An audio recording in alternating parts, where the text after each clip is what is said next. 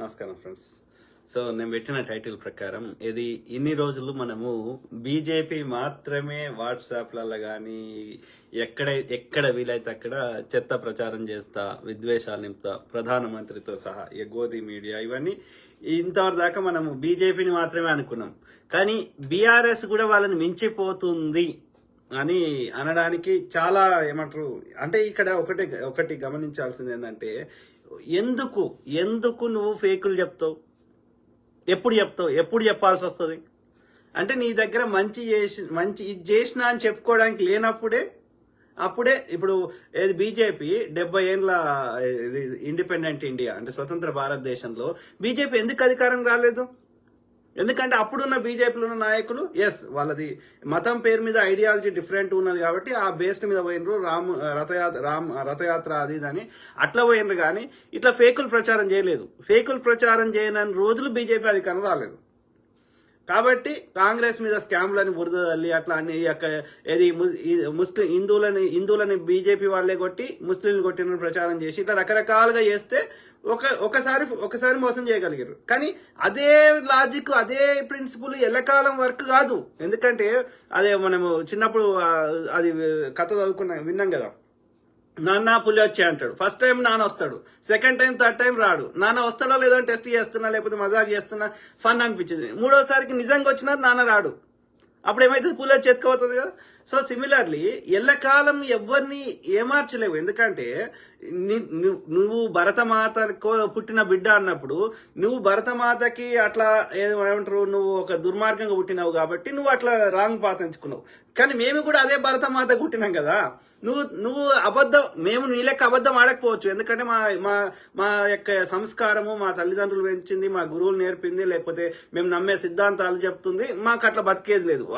ఆత్మను చంపుకొని బతికినప్పుడు వాడు ప్రతి పూట చచ్చుకుంటూ బతికినట్టే, అది జీవోత్సవమే. అర్థమైందా? కాబట్టి మేము బతకం అట్లా. కానీ నువ్వు ఏ భరతమాత కుట్టినావు, మేము అదే భరతమాత కుట్టినప్పుడు కనీసం నువ్వు అబద్ధం చెప్తున్నావు అని తెలుసుకోని స్థితిలో మేము ఉన్నామా? మాకు ఆ మాత్రం జ్ఞానం పెట్టలేదా? మా సంస్కారం అడ్డొస్తుంది కాబట్టి నీ లెక్క మేము ప్రవర్తిస్తలేము. కానీ నువ్వు చేస్తున్న దుర్మార్గం అని తెలుసుకొని స్థాయిలో మేము ఉన్నామా? కామన్ సెన్స్ ఆలోచించండి. అట్లా ఆ క్రమంలో బీజేపీ వాళ్ళే మూర్ఖులరా, పొద్దుగాలేస్తే ఈ వాట్సాప్ యూనివర్సిటీ అట్లనే ఆ ఫోటోషాప్ అనేది వాళ్ళ కోసమే క్రియేట్ చేసేదేమో అని బాధపడుతుండే.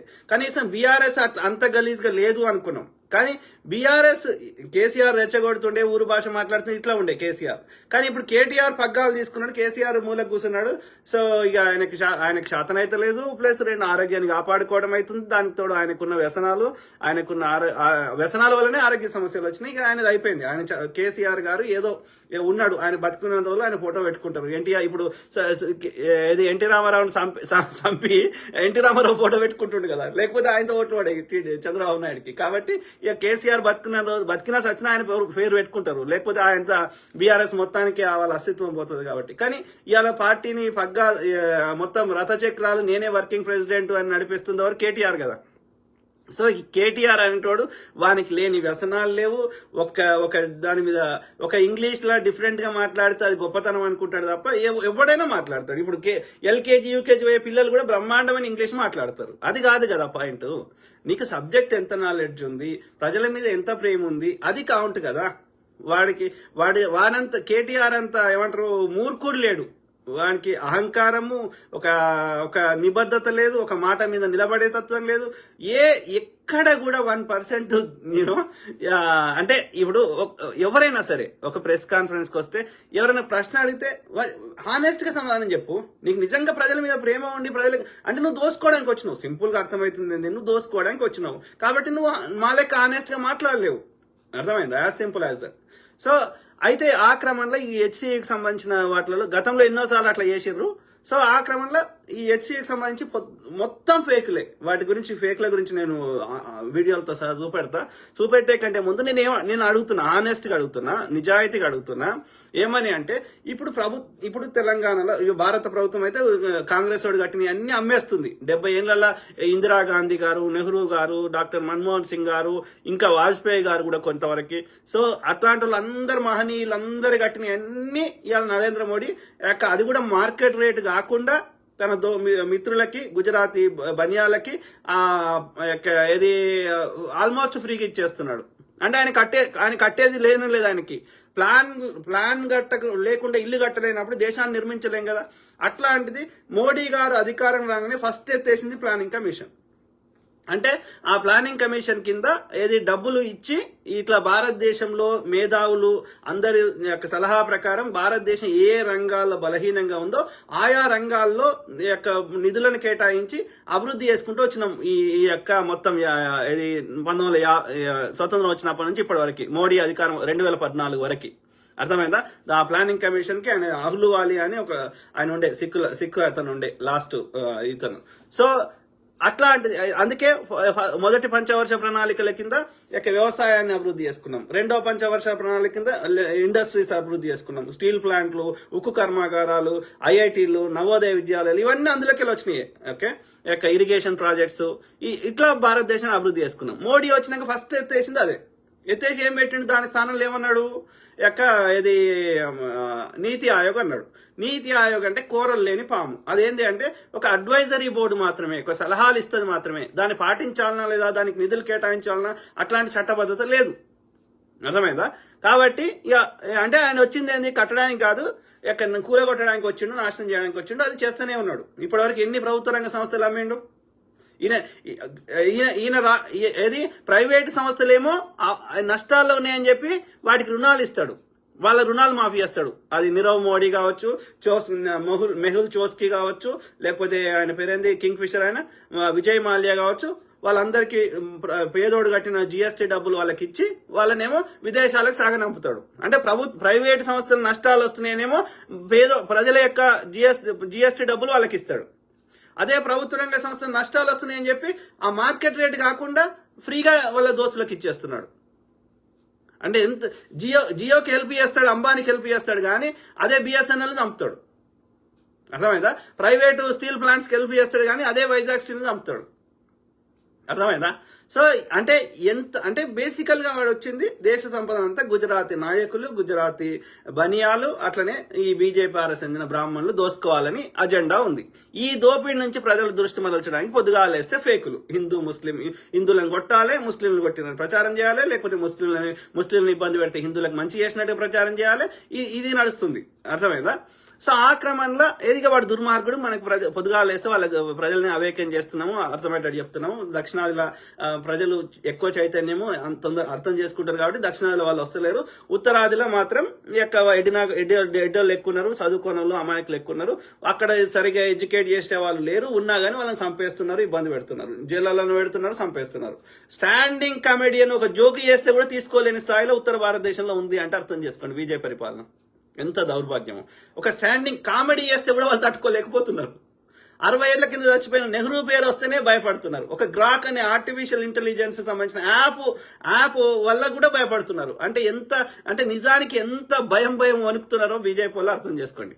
సో ఆ క్రమంలో బీజేపీ గురించి చెప్తూనే ఉందాం. ఓకే, కానీ బీఆర్ఎస్ అనేది అట్లీస్ట్ నువ్వు దోపిడీ చేసినావు మేము అర్థం చేసుకోగలుగుతాం.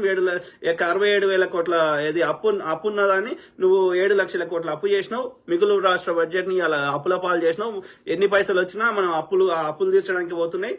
సో అది అట్లా నాశనం చేసినావు, తెలంగాణ మొత్తం దోసుకొని పెట్టినావు. సో కానీ అట్లీస్ట్ కేసీఆర్ అధికారంలో ఉన్నప్పుడు గింత ఏది మోసం చేసిండు, లెక్కలేని హామీలు ఇచ్చిండు, లేకపోతే ఇట్లా చేసిండు, లేకపోతే కులం పేరు మీద ప్రతి కులానికి ఇది ఇస్తా అది ఇస్తా అని చెప్పి వాళ్ళ ఓట్లు గుంజే ప్రయత్నం చేసిండు. కానీ గింత పచ్చిగా పొద్దుగా లేస్తే ఈ బీజేపీలో లెక్క ఈ ఫేకులు ప్రచారం చేసుడు అనేది కేసీఆర్ ముఖ్యమంత్రి ఉన్నప్పుడు గింత అధ్వానం లేకుండే. ఈ కేటీఆర్ అనే దరిద్రుడు మరి చెప్పండి మిత్రులు దయచేసి. అంటే కాంగ్రెస్ ప్రభుత్వం ఏం చేయమంటావు? ఇప్పుడు కేసీఆర్ పరిపాలన లెక్క ఓన్లీ ఒకరు కట్టిన ట్యాక్స్ డబ్బులు తీసుకుపోయి కొంత చిల్లర పథకాలు ఇచ్చేసి మిగిలినంతా దోసుకోమని చెప్తారా? లేదా మోడీ లెక్క అన్ని అమ్మేసి దోసుకొని కూర్చోమంటుర్రా? ఏం చేయమంటుర్రు? కాంగ్రెస్ ప్రభుత్వం వచ్చింది మీ ఇద్దరికి భిన్నంగా ప్రజలకు ఎంతో కొంత మంచి చేయాలని వచ్చింది కదా. గతంలో మంచి చేసింది, మళ్ళీ అట్లాంటివన్నీ నిర్మించాలని వచ్చింది కదా. అది ఇంటిగ్రేటెడ్ స్కూల్స్ కావచ్చు, లేకపోతే గతంలో ఇవాళ దేశంలో కానీ రాష్ట్రంలో కానీ ఏమైనా కట్టినాయి అంటే కాంగ్రెస్ కట్టాడు. మీరు ఏ రంగమన్నా తీసుకోండి, విద్యా వ్యవస్థ తీసుకుంటారా, లేకపోతే నీటిపారుదల తీసుకుంటారా, ఇండస్ట్రీస్ తీసుకుంటారా, ఈవెన్ ఐటీ అయినా సరే. ఐటీ చంద్రబాబు నాయుడు కట్టిండు అంటారు కానీ వాస్తవం కాదు. అది కేంద్రం యొక్క రాజీవ్ గాంధీ గారి యొక్క కేంద్ర యొక్క ఈ ఐటీని అభివృద్ధి చేయాలన్న విషయంలో దేశంలో ఎక్కడ ఐటీకి అనుకూలంగా ఉంది అంటే హైదరాబాద్ అనుకూలంగా ఉందని అప్పుడున్న రిపోర్ట్ వస్తే ఇక్కడ పెట్టుబడులు పెట్టడానికి అనుకూలమైన ప్రాంతం అభివృద్ధి చేయమని అప్పుడు ముఖ్యమంత్రిగా ఉన్న నేదురుమల్లి జనార్దన్ రెడ్డి గారికి చెప్తే ఆయన దిగిపోయినాక చంద్రబాబు నాయుడు గారు వచ్చారు అంతే. కాబట్టి అప్పుడు కాంగ్రెస్ స్టార్ట్ చేసిన ప్రాజెక్టుని చంద్రబాబు నాయుడు గారు కంటిన్యూ చేశారు. సేమ్ థింగ్ విత్ ఈ యొక్క ఎయిర్పోర్ట్ అప్పుడు ఒక గవర్నమెంట్ నుంచి ఇంకో గవర్నమెంట్కి వస్తే ప్రాజెక్టులు ఆపలేదు, వాళ్ళ మీద వ్యక్తిగత కక్ష తీసుకోలేదు, అది టీడీపీ అయినా కాంగ్రెస్ అయినా, వైస్ వర్స అయింది, అర్థమైంది. అట్లా కంటిన్యూ చేసారు. చంద్రబాబు నాయుడు నిజంగా అంత సమర్థుడైతే ఆంధ్రప్రదేశ్ లో ఒక ఐటీ సైబర్ టవర్స్ కట్టండి, అక్కడ ఐటీని అభివృద్ధి చేయండి చూద్దాం. ఆయన చేయలేడు. పోలవరం ఫస్ట్ టైం వచ్చినప్పుడు కంప్లీట్ చేయలే, ఇప్పుడు చేయలేకపోతున్నాడు. ఆయనకు నిబద్ధత లేదు, ప్రజల మీద ప్రేమ లేదు, ఆయనకు అధికారం కావాలంటే ఎన్ని కుట్రలైనా చేస్తాడు, అంతవరకే. Is not a capable leader. ఆయన ప్రచారం అట్లా చేసుకున్నాడు, నేనేదో చేసినా అని చెప్పి. ఒక మైక్రోసాఫ్ట్ అధినేత భారతదేశంకి వస్తే అప్పుడు వాజ్పేయి గవర్నమెంట్ ఈయన చెప్పితే నడిచింది కాబట్టి వాజ్పేయి గారిని నా రాష్ట్రానికి రప్పించుకుంటే నేను ఏమంటారు అడ్వర్టైజ్మెంట్ చేసుకుంటా అని చెప్పి చేసిండు తప్ప ఈయన పబ్లిసిటీ చేసుకున్నాడు తప్ప ఈయనతోటి ఏమంటారు ఏమి కాదు. ఒకవేళ అయ్యేది ఉంటే ఇప్పుడు ఆంధ్రప్రదేశ్లో ఏమైనా ఏమని చూద్దాం. సింపుల్ కదా. నువ్వు గన్ని చేసినప్పుడు 30 ఏళ్ల రాజకీయ అనుభవం ఉన్నప్పుడు నీ సొంత పార్టీ పెట్టుకొని నువ్వు గెలిచే స్థాయిలో నువ్వు లేవు. అప్పుడు లేవు, ఇప్పుడు లేవు, ఎప్పుడు లేవు. ఇప్పటికి కూడా ఓపెన్ ఛాలెంజ్ చేస్తున్నా, చంద్రబాబు నాయుడు గారు సొంత పార్టీ పెట్టుకొని 4 సీట్లు గెలవమని చూద్దాం. ఎన్టీఆర్ బొమ్మ పెట్టుకుంటే గెలుస్తున్నావు తప్ప, లేకపోతే నువ్వు గెలవలేవు. ఎన్టీఆర్ బొమ్మ తీసేయమనండి పార్టీలకి వెళ్ళి, చంద్రబాబు నాయుడు బొమ్మ తప్ప ఎన్టీఆర్ బొమ్మ తీసేయమనండి, గెలుస్తానేమో చూద్దాం 4 సీట్లు. అంతే. నువ్వు ఎన్టీఆర్ పెద్ద అనే యొక్క క్రెడిబిలిటీని విశ్వసనీయతని నువ్వు దాన్ని క్యాష్ చేసుకునే ప్రయత్నం చేస్తున్నావు తప్ప నీకు ప్రజల మీద ప్రేమ లేదు. అక్కడ నువ్వు ఎక్కడ గెలవవు. సింపుల్. ఇక పవన్ కళ్యాణ్ అయితే వాడు ఇక ఎందుకు వాని గురించి ఎంత తక్కువ మాట్లాడితే మన టైం వేస్ట్ అయింది అది. సో ఆక్రమణ నేను ఏం చెప్తున్నా అంటే ఇక్కడ మరి ఏం చేయమంటావు ఇప్పుడు ఇక్కడ ఐటీ ఇండస్ట్రీ అక్కడ ఏది మొత్తం రాజశేఖర రెడ్డి గారి హయాంలో ఏది అక్కడ ఐటీ ఫస్ట్ ఫేజ్ అది చెప్పిన ఇంతకుముందు నేదురుమల్లి జనార్దన్ రెడ్డి, రాజీవ్ గాంధీ గారు. సో సెకండ్ ఫేజ్ చెప్తున్నా, Raheja IT park, Wipro, even Rayadurg లో విప్రో, సెజ్జులు ఇవన్నీ ఎక్కడి నుంచి వచ్చినాయి? డాక్టర్ మన్మోహన్ సింగ్ గారు యూపీఏ ప్రభుత్వం సెకండ్ టైం వచ్చుంటే మనకు ఐటీఆర్ ప్రాజెక్ట్ వచ్చేది. అట్లనే మన మైత్రివనంలో అమీర్పేటలో అన్ని చిన్న చిన్న బడ్డింగ్ కంపెనీస్ ఉండేవి, 100 కంపెనీలు. ఈ టీసీఎస్, విప్రో ఇవన్నీ.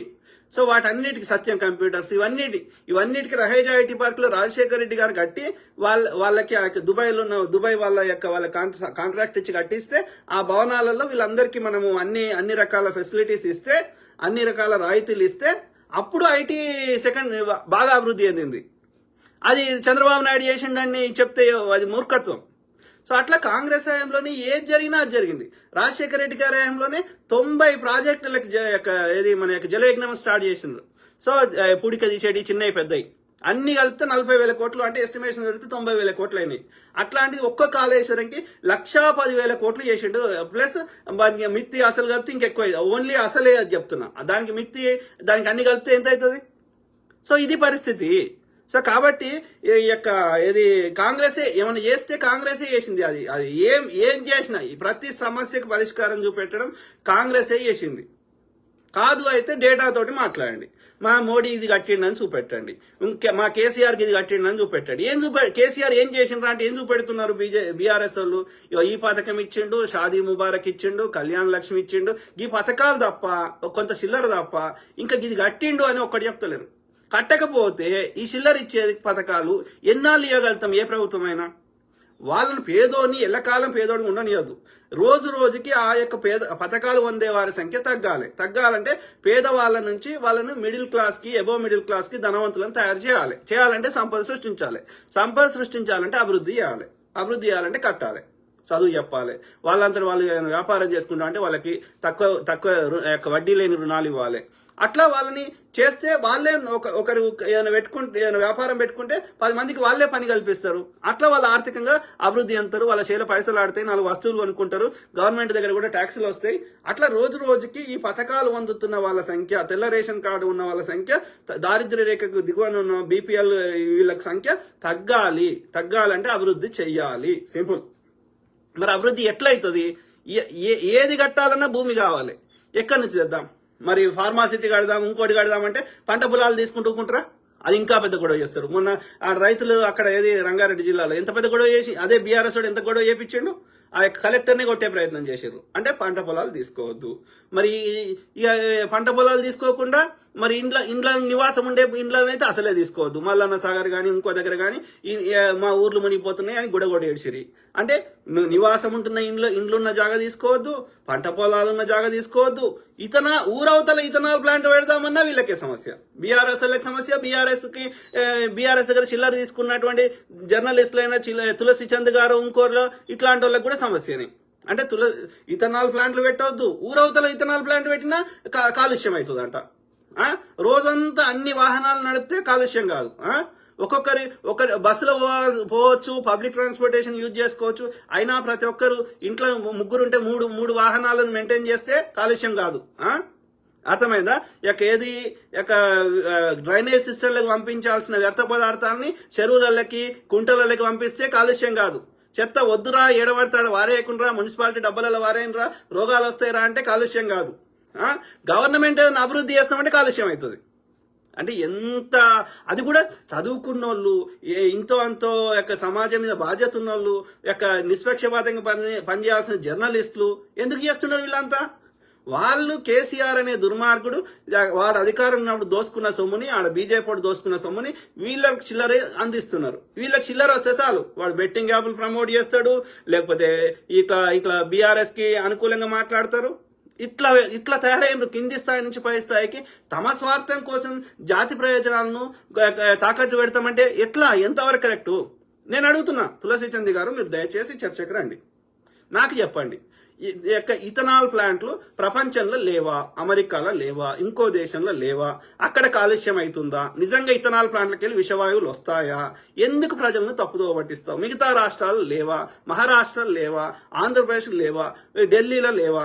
ఉత్తరప్రదేశ్ లేవా? ఎక్కడ లేని సమస్య ఒక్క తెలంగాణలో ఇథనాల్ ప్లాంట్ పెడితే నీకొచ్చిన సమస్య ఏంది? బీఆర్ఎస్ కానీ బీఆర్ఎస్ జర్నలిస్ట్ అయిన తులసి చంద్ గారికి దయచేసి చెప్పండి. హానెస్ట్గా అడుగుతున్నా. ఎవరైనా మీరు కామెంట్ పెట్టండి, నేను ఓపిక చదువుతా. లేదు నేను మాట్లాడి అయిపోయినాక మీరు ఎక్కడ జాయిన్ అవుతా అంటే జాయిన్ కండి. ఓకే, నిష్పక్షపాతంగా హానెస్ట్గా చర్చ చేద్దాం. మరి ఎక్కడ అభివృద్ధి చేయకపోతే, ఏమి కట్టకపోతే ఇలా ఈ సైబర్ టవర్స్ తీసేద్దామా? తీసేసి మరి అన్ని చెట్లు పెట్టుకుందామా? చెప్పండి, మీరే చెప్పండి. సైబర్ టవర్స్ అన్ని తీసేసి ఇప్పుడున్న ఐటీ ఇండస్ట్రీ అన్ని తీసేసి మొత్తం చెట్లు పెట్టుకుందామా? చెట్లు పెట్టుకొని అడవులున్న పాములని, నక్కలని, ఇంకేమైనా తోడేళ్ళని ఏమైనా ఉంటే తీసుకొచ్చి ఆడ పెంచుదామా? ఏం చేద్దాం? లేదా ఇక జాగా అయిపోయిందా? లక్షల కోట్ల ఎకరాల భూమి కరువైందా? కావాలంటే ఆ జంతువులన్నింటినీ నల్లమల అడవులకు పంపిద్దాం పదా. ఇక్కడే ఎందుకు ఉండాలి? వాటికి సరైన స్థానం కల్పిద్దాం పదా. కొట్లాడండి, ఇంకా అభయారణ్యాలు పెంచమని కొట్లాడండి. మనకు జాగా లేదా? నెహ్రూ జూలాజికల్ పార్క్ పెట్టుకున్నాం, అట్లాంటి ఇంకో 4 పార్కులు పెట్టమని అడగండి. కానీ ఈ అభివృద్ధి చేసే దాంట్లోనే దామగుండంలోనే వచ్చాయంట. ఆ దామగుండంలో ఉన్న చెట్లన్నీ వేరే దగ్గర చెట్లు పెంచడం పెద్ద సమస్య కాదు. 2-3 ఏళ్లలో పెద్ద పెద్ద చెట్లు అయిపోతాయి, అది పెద్ద సమస్య కాదు. ఓకే, అర్థమైందా? సో చెట్లను పెంచడం పెద్ద సమస్య కానే కాదు, పెంచుదాం. మొన్న ములుగులో పెద్ద ఏమంటారు గాలి దుమారం వచ్చి ఎన్ని చెట్లు కొట్టుకుపోయినాయి? లక్షల కోట్లు పోయినాయి. ఏమైంది? ఇలా గాలి పిలుస్తలేమా? నేను అనేది అభివృద్ధి రెండింటిని కలపొద్దు అంటున్నాను, అంతే. అభివృద్ధే దేని దానికే. ఓకే, దానికి గ్రీనరీని, దానికి సస్యశ్యామలం చేసుకోవాలి, ఇంకా మినీ అడవులను పెంచుకోవాలి, పార్కులను పెంచుకోవాలి. అది నిరంతరం చేయాల్సిన ప్రక్రియ చేద్దాం. ఇంకా మీకు ఏమైనా స్పెసిఫిక్ గా ఆలోచనలు ఉన్నాయి, మనం ఇంకా మన రాష్ట్రాన్ని గ్రీనరీ చేసుకుందామండి, ఇంకా ఇట్లా చేస్తే ఇంకా బాగుంటుందని చెప్పండి, చేద్దాం.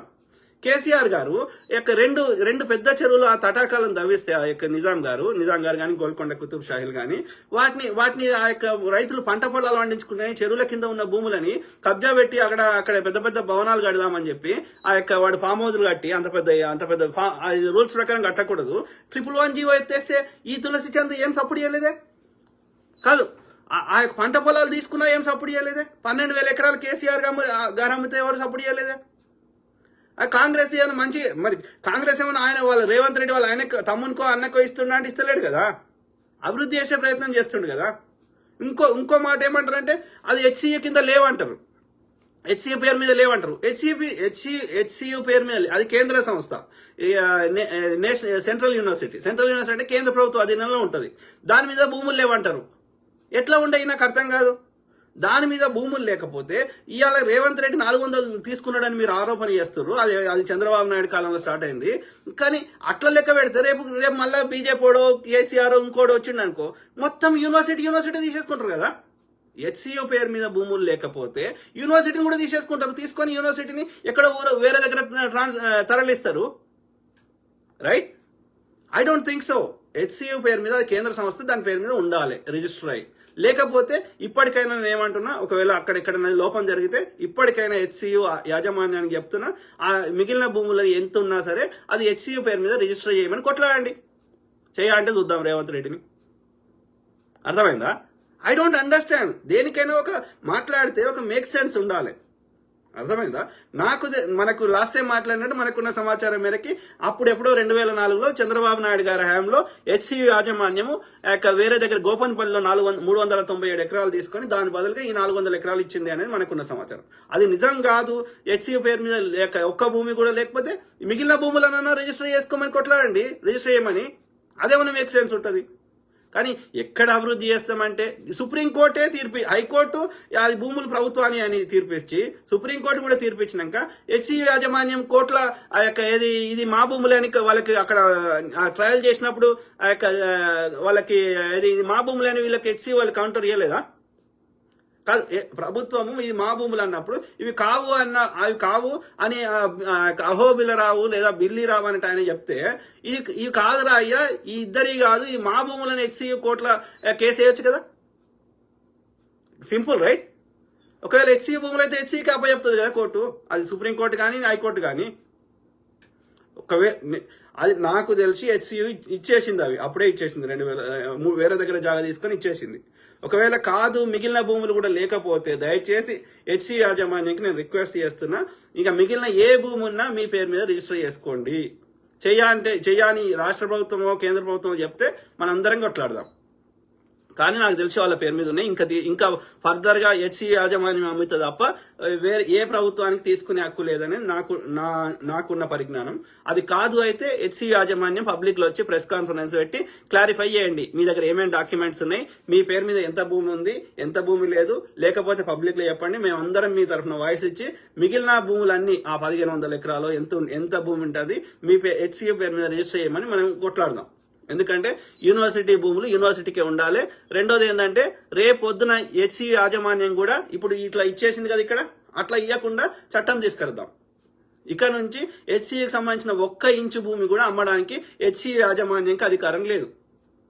ఎందుకంటే అవి యూనివర్సిటీ భూములు. యూనివర్సిటీ అనేది ప్రజలకు చెందినవి, ప్రజల భూములు. అది యూనివర్సిటీ కోసం ఒక ప్రత్యేకమైనటువంటి ఒక అవసరానికి విద్య కోసం అది కేటాయించబడ్డాయి. ఇక నుంచి రేపు ఫ్యూచర్ లో ఏ కారణం చేతైనా ఈ హెచ్సియు యూనివర్సిటీకి చెందిన హైదరాబాద్ సెంట్రల్ యూనివర్సిటీకి చెందిన భూములని అమ్ముకునే హక్కు రాష్ట్ర ప్రభుత్వాలకు కానీ అట్లనే హెచ్సియు యూనివర్సిటీ యాజమాన్యానికి కానీ లేకుండా ఉండే విధంగా చట్టం తీసుకురండి. We all support you. గతాన్ని మనం మాట్లాడతలేం. మిగిలిన భూమిని, మిగిలిన 1300 ఎకరాల ఎంత ఉందో, 1500 ఎకరాలు నా కరెక్ట్ నంబర్ లేదు నా దగ్గర, కానీ ఎంతున్నా సరే ఇక ఉన్న భూమిని మాత్రం ఇక నుంచి ఎవరికీ అమ్ముకునే హక్కు లేదు. అది రాష్ట్ర ప్రభుత్వానికి కానీ రెండు ప్రభుత్వాలు, కేంద్ర ప్రభుత్వం కానీ రాష్ట్ర ప్రభుత్వం కానీ హెచ్సియు యాజమాన్యం కానీ ఎందుకంటే అది ఒక స్పెషల్ పర్పస్ కోసం, ఒక పవిత్రమైన విద్యా విధానం కోసం కేటాయించినప్పుడు రేపు ఫ్యూచర్ లో ప్రభుత్వాలు కానీ లేకపోతే హెచ్సియు యాజమాన్యం కానీ వాని స్వార్థం కోసం అమ్మేసుకున్నాడు అనుకో, యూనివర్సిటీ లేచిపోతుంది. కాదు కదా. అట్లా అంటే అన్ని యూనివర్సిటీలు అమ్ముకోవచ్చుగా. జేఎన్టీయూకి సంబంధించిన భూములు అమ్ముకోవచ్చు, ఉస్మాన్ యూనివర్సిటీ భూములు అమ్ముకోవచ్చు. అట్లా రాకుండా ఒక చట్టం తీసుకురండి. ఇది కేంద్ర పరిధిలో చేస్తారా రాష్ట్ర పరిధిలో చేస్తారో నాకు తెలియదు, కానీ ఈ గతాన్ని మనం మార్చలేము. ఆల్రెడీ ఇప్పుడు ఉస్మాన్ యూనివర్సిటీలో చదువుకున్నాను. ఆడ అడిక్మెట్ పోతే, ఈడ అప్సీ కూడా పోతే, అటు తార్నాక పోతే ఆ 3000 ఎకరాలు కేటాయించిండంట అప్పుడు నిజాం గారు. ఎవరు రవీంద్రనాథ్ ఠాగూర్ గారు అడిగారు, అయ్యా నిజాం గారు నువ్వు ఇన్ని మంచి పనులు చేసినావు ఈ దేశంలో, ఒక్క పిల్లలకు చదువుకోవడానికి అప్పుడున్న హైదరాబాద్ రాష్ట్రంలో ఇన్ని మంచి పనులు చేసిన నీ హైదరాబాద్ రాజ్యంలో, మరి పిల్లలకు చదువుకోవడానికి ఒక యూనివర్సిటీ పెట్టవా అంటే అప్పుడు 3000 ఎకరాలు ఇచ్చి ఈ ఉస్మాన్ యూనివర్సిటీ పెట్టాడు. మరి అప్పుడు 3000 ఎకరాలు కేటాయిస్తే ఇవాళ ఎంత ఉంది? 1500 ఉంటే ఎక్కువ కావచ్చు నాకు తెలిసి. అటు మొత్తం జామా ఉస్మానియా అడిక్మెట్ అదంతా కబ్జా పెట్టిర్రు. ఇక్కడ ఏది ఇటు మన హబ్సిగూడ, ఈ రామంతాపూర్ ఇటు సైడ్ పెట్టిరు, మొత్తం దాని ఉస్మానియా యూనివర్సిటీ చుట్టూ పెట్టిరు. ఏడున్నది కొంచెమే మిగిలిపోయింది. ఇప్పుడు అక్కడ అలా కూడా అన్ని బిల్డింగ్లు వచ్చేసినాయి. కాబట్టి అట్లా మిగతా వాళ్ళు ఎక్కడ కూడా అమ్ముకోవడానికి, కబ్జా పెట్టుకోవడానికి లేకుండా కఠినమైన చట్టం తీసుకురండి. We all support you. ప్రతి విద్యా సంస్థకి దానికి సంబంధించిన భూమి ఉండాల్సిందే. ఒక ప్రశాంతమైనటువంటి ఒక గ్రీనరీ ఉన్నటువంటి ఒక ఆహ్లాదకరమైన వాతావరణంలో పేద అన్ని విద్యార్థులు చదువుకోవాల్సిందే. వాళ్ళకి అట్లాంటి వసతులు కల్పించాల్సిన బాధ్యత మన ప్రభుత్వాలకి, ప్రజలకి ఉంది. ఓకే, మేధావులను తయారు చేస్తేనే ఆ మేధావులే ఈ దేశాలను నడుపుతారు, వ్యాపారాలు నడుపుతారు, దేశాన్ని ముందుకు తీసుకుపోతారు. కాబట్టి ఆ మాత్రం మనము మంచి ఆహ్లాదకరమైన వాతావరణంలో పిల్లలు చదువుకునే విధంగా మనం కేటాయించలేమా? ఆలోచించండి. ఏదైనా సమస్యకు పరిష్కారం దిశగా ఆలోచించాలి కానీ లంగరాజకీయం చేస్తా ఎక్కడ ఏ ప్రతి చోట ఏలు పెడితే కాలు పెడితే కరెక్ట్ కాదు. సమస్యకి శాశ్వత పరిష్కారం చూపెట్టండి. అది మేక్ సెన్స్ అవుతుంది. ఆలోచించండి మిత్రులారా. సో ఆ క్రమంలో ఏది ఎట్లా ఫేకులు చెప్తున్నారు, ఏది యూనివర్సిటీ భూముల గురించి నేను చెప్పిన, అది రిజిస్టర్ కాకపోతే చేయించుకోండి. ఇక నుంచి ఎవరు కూడా ఇంక్లూడింగ్ హెచ్సి యాజమాన్యం కూడా, యూనివర్సిటీ యాజమాన్యం కూడా, వాళ్ళకి కూడా 1 ఇంచు భూమి కూడా అమ్ముకునే హక్కు లేదు. ఇంకా దానికి కావాల్స్తే ప్రహారీ గోడలు కడతారా, కంచెలు కడతారా, చుట్టూ వాకువేలు కడతారా, ఏం చేస్తారో మాకు తెలియదు. దాని యొక్క ఇంచు భూమి కూడా ఏ యూనివర్సిటీ, అదొక్కటే హెచ్సిఏ కాదు, ఏ యూనివర్సిటీ యొక్క ఇంచు భూమి కూడా ఇక్కడ నుంచి పోవడానికి వీల్లేదు. ఇక పోయిన దాన్ని మనం రికవర్ చేయలేము. అది కోర్టులు ఉంటాయి, కేసులు ఉంటాయి, అది వర్కౌట్ కాదు. ఇక ఎవడు అమ్మిండో, ఎవడు కబ్జా పెట్టిండో, అప్పుడున్న ప్రభుత్వాలు వాళ్ళు చిల్లర తీసుకొని వాళ్ళు అట్లా చేసిరో మనకు తెలియదు. కాబట్టి ఇక గతం పోతలేం. కానీ అయితే ఈ హెచ్సిఏ భూములకు సంబంధించిన మన దగ్గర ఉన్న వీడియోలు కొన్ని షేర్ చేస్తా, చూడండి. ఓకే, అలా ఎన్ని ఫేక్లు ఉన్నాయి, ఎన్ని నిజాలు ఉన్నాయి, దానికి సంబంధించిన వాస్తవాలు ఏందో మనకున్న సమాచారం షేర్ చేద్దాం, చూద్దాం. ప్రచారం దొరుకుతుంది. ఇక్కడ వీడియో చూస్తున్నారు కదా, ఈ వీడియోలో ఉన్న జింక ఎక్కడిది? విశాఖపట్నంలోని విశాలక్ష్మి నగర్ లో ఎస్ఎస్ అకార్డే వాళ్ళు అడవిలో నుంచి వచ్చిన జింకకు బకెట్ల నీళ్లు పెడితే ఈ బీఆర్ఎస్ దొంగలు ఏమని ప్రచారం చేస్తున్నారు? హెచ్సియు దగ్గర అడవిల నుంచి జింక వచ్చింది, గోపనపల్లి ఇళ్లలో జరుగుతుంది అని చెప్పేసి ప్రచారం చేస్తున్నారు. సిగ్గుండాలి నిజంగా ఇట్లాంటి ప్రచారం చేస్తున్నారు.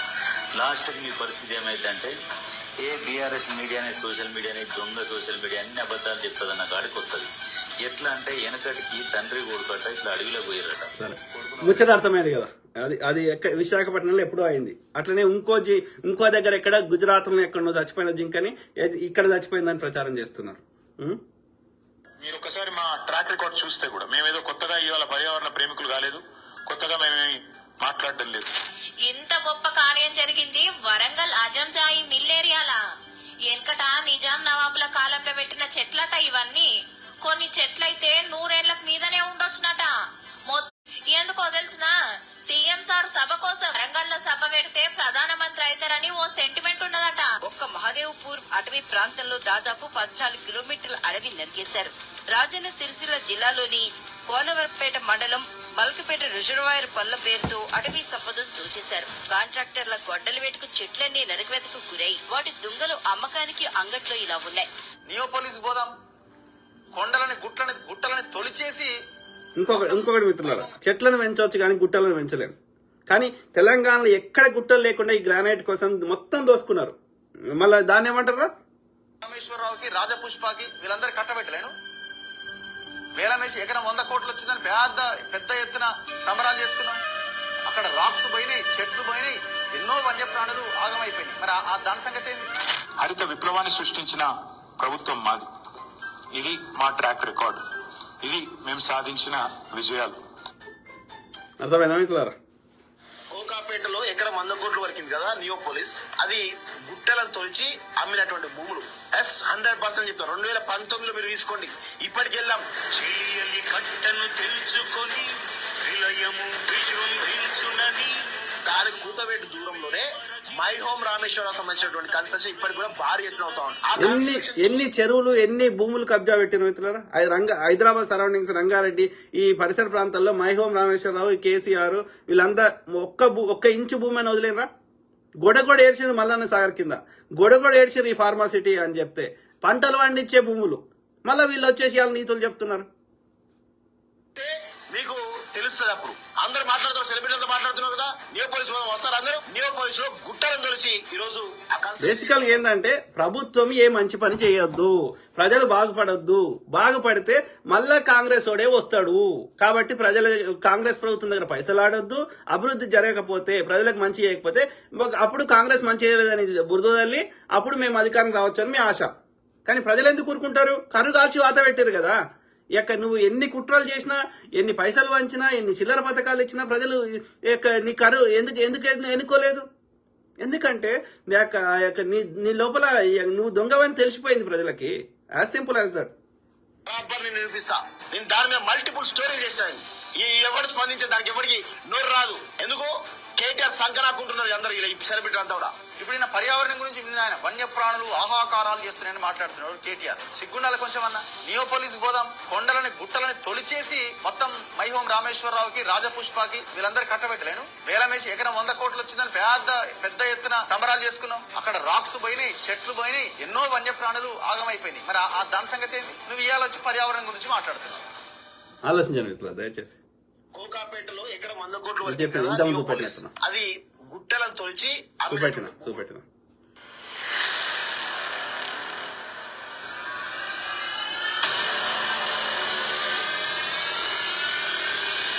కల్వకుంట్ల దొంగలు ఏ ఎండి రకం కాకపోతే ఆ గొడుగు బీజేపీది. నాడు 1200 ఎకరాలకు పైగా కేసీఆర్ అమ్మాడు. వేర్వేరు సమయాల్లో మొత్తం 10 ఏళ్లలో భూముల అమ్మకం ద్వారానే 32,000 కోట్లు సమీకరించాడు కేసీఆర్. ఇది మాత్రమే కాదు, నిజాం వారసుల భూములపై కోర్టు క్లియరెన్స్ రాగానే 1,000 కోట్ల విలువైన భూములను బయటి ప్రపంచానికి తెలియకుండానే కబ్జా పెట్టాడు. ప్రభుత్వానికి చెందాల్సిన ఆ భూములు గాలిలో కలిసిపోయాయి. రికార్డుల్లో లేకుండా మాయం చేసి బినామీల పేరు మీద రిజిస్ట్రేషన్లు చేశారు. అయితే కంచ గచ్చిమౌలి భూములను కూడా అమ్మేందుకు సిద్ధమయ్యాడు. అధికారులను అప్రమత్తం చేశాడు. కోర్టులో కేసులను తొందరగా తేల్చేలా చూడాలని తమ లాయర్లను కూడా పురమాయించాడు దొర. కానీ తీర్పు ఆలస్యమైంది. సరిగ్గా తీర్పు వచ్చే సమయానికి జనం దొరను ఫామ్ హౌస్ కు సాగనంపారు.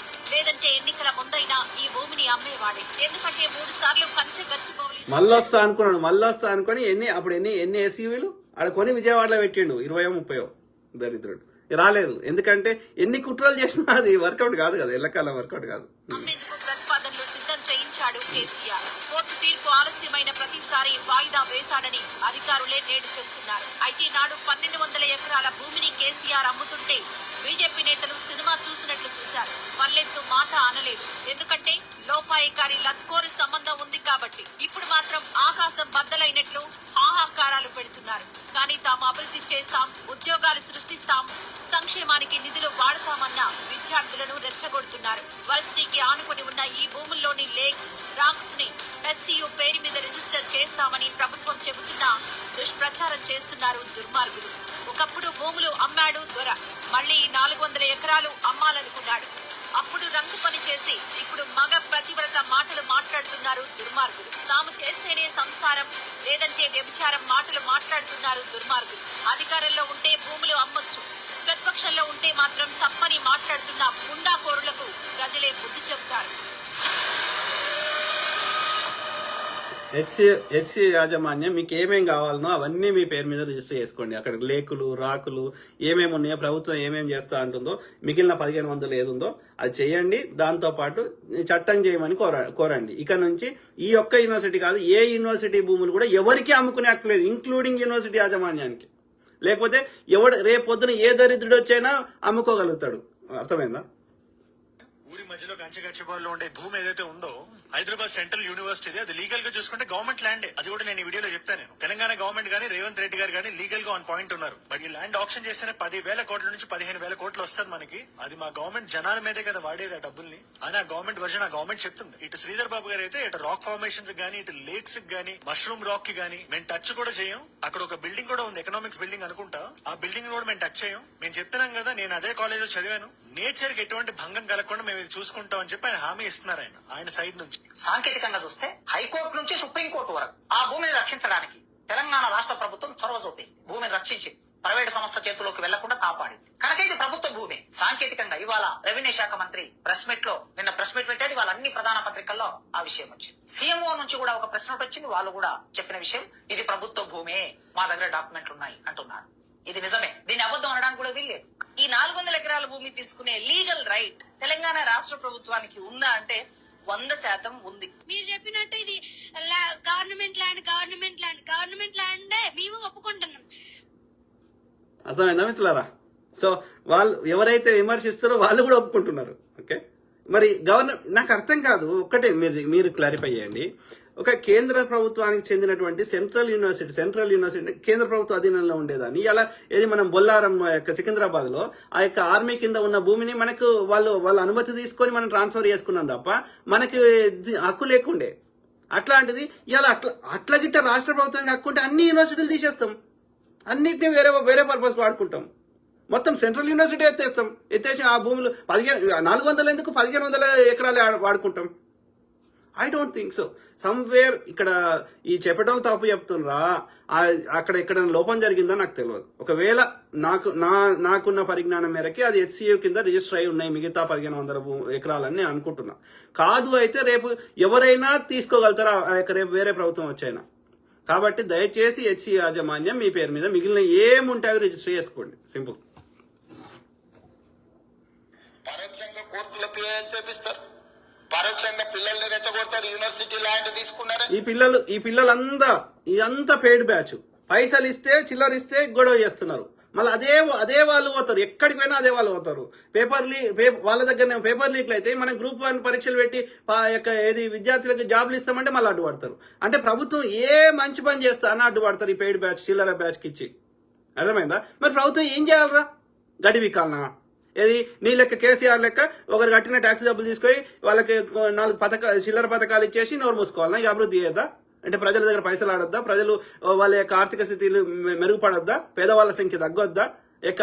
ప్రపంచ దేశాలతో అన్ని రంగాల్లో మన తెలంగాణ కానీ భారతదేశం పోటీ పడొద్దా? You have different.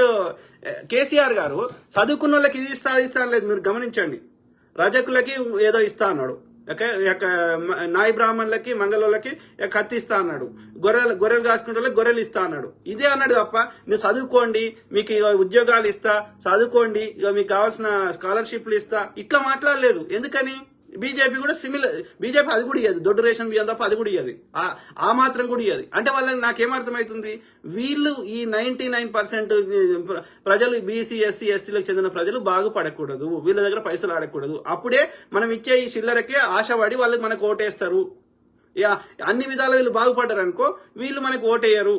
కాబట్టి వీళ్ళని బాగుపడకుండా ఉంచాలంటే ఇట్లా చేస్తున్నారు. కానీ కాంగ్రెస్ అట్లా చేయలేదు. మీరు ఓటు వేయండి వేయకపోర్రి, అది వేరే ముచ్చట మీకు. కానీ మీరు అందరూ బాగుపడమే కాంగ్రెస్ ఐడియాలజీ. అర్థమైందా? సింపుల్. భారత్కు పోయినప్పుడు లేని బాధ ఈ రోజు TGIS పరిశ్రమలను నెలకొల్పడానికి, పెట్టుబడులు పెట్టడానికి, వేల లక్షల ఉద్యోగ అవకాశాలు కల్పించడానికి ప్రయత్నం చేస్తుంటే ఎందుకు అభ్యంతరం పెడుతున్నారు అధ్యక్ష? ఈ రాష్ట్రంలో పరిశ్రమలు రావద్దా? ఈ రాష్ట్రంలో పెట్టుబడులు ఎవరు పెట్టారు? రేవంత్ రెడ్డి గారు వాళ్ళ అన్నకో తమ్మునికో ఆ భూములు ఇస్తే గల్ల పట్టి కొట్లాడదాం. తెలంగాణ ప్రజల కోసం బాగుపడడం కోసం ఇండస్ట్రీస్ పెడితే అది ఎట్లా తప్పవుతుందో చెప్పండి. ఒక్క డైరెక్ట్ ఉద్యోగం వస్తే 10 ఇండైరెక్ట్ ఉద్యోగాలు వస్తాయి. ఇప్పుడు ITIR ప్రాజెక్ట్ కావాలని అడుగుతున్నాం కేంద్ర ప్రభుత్వాన్ని. మోడీ ఇవ్వడు, రేపు పొద్దున పరిస్థితులు మారి కాంగ్రెస్ తో కూడిన UPA లాంటిది ఏదైనా వస్తే ఇస్తుంది కావచ్చు. కానీ ఇస్తే ఏడ పెడతాం? వాళ్ళు ఏం అడుగుతారు? ఫస్ట్ ఈ ITIR ఇండస్ట్రీ కావాలంటే మాకు భూములు అలకేట్ చేయమని అడుగుతుంది. ఎక్కడి నుంచి చేస్తాడు గవర్నమెంట్? భూములు ఇస్తేనే నీకు ఇండస్ట్రీస్ పెడతామంటది, కేంద్రం నిధులు విడుదల చేస్తుంది.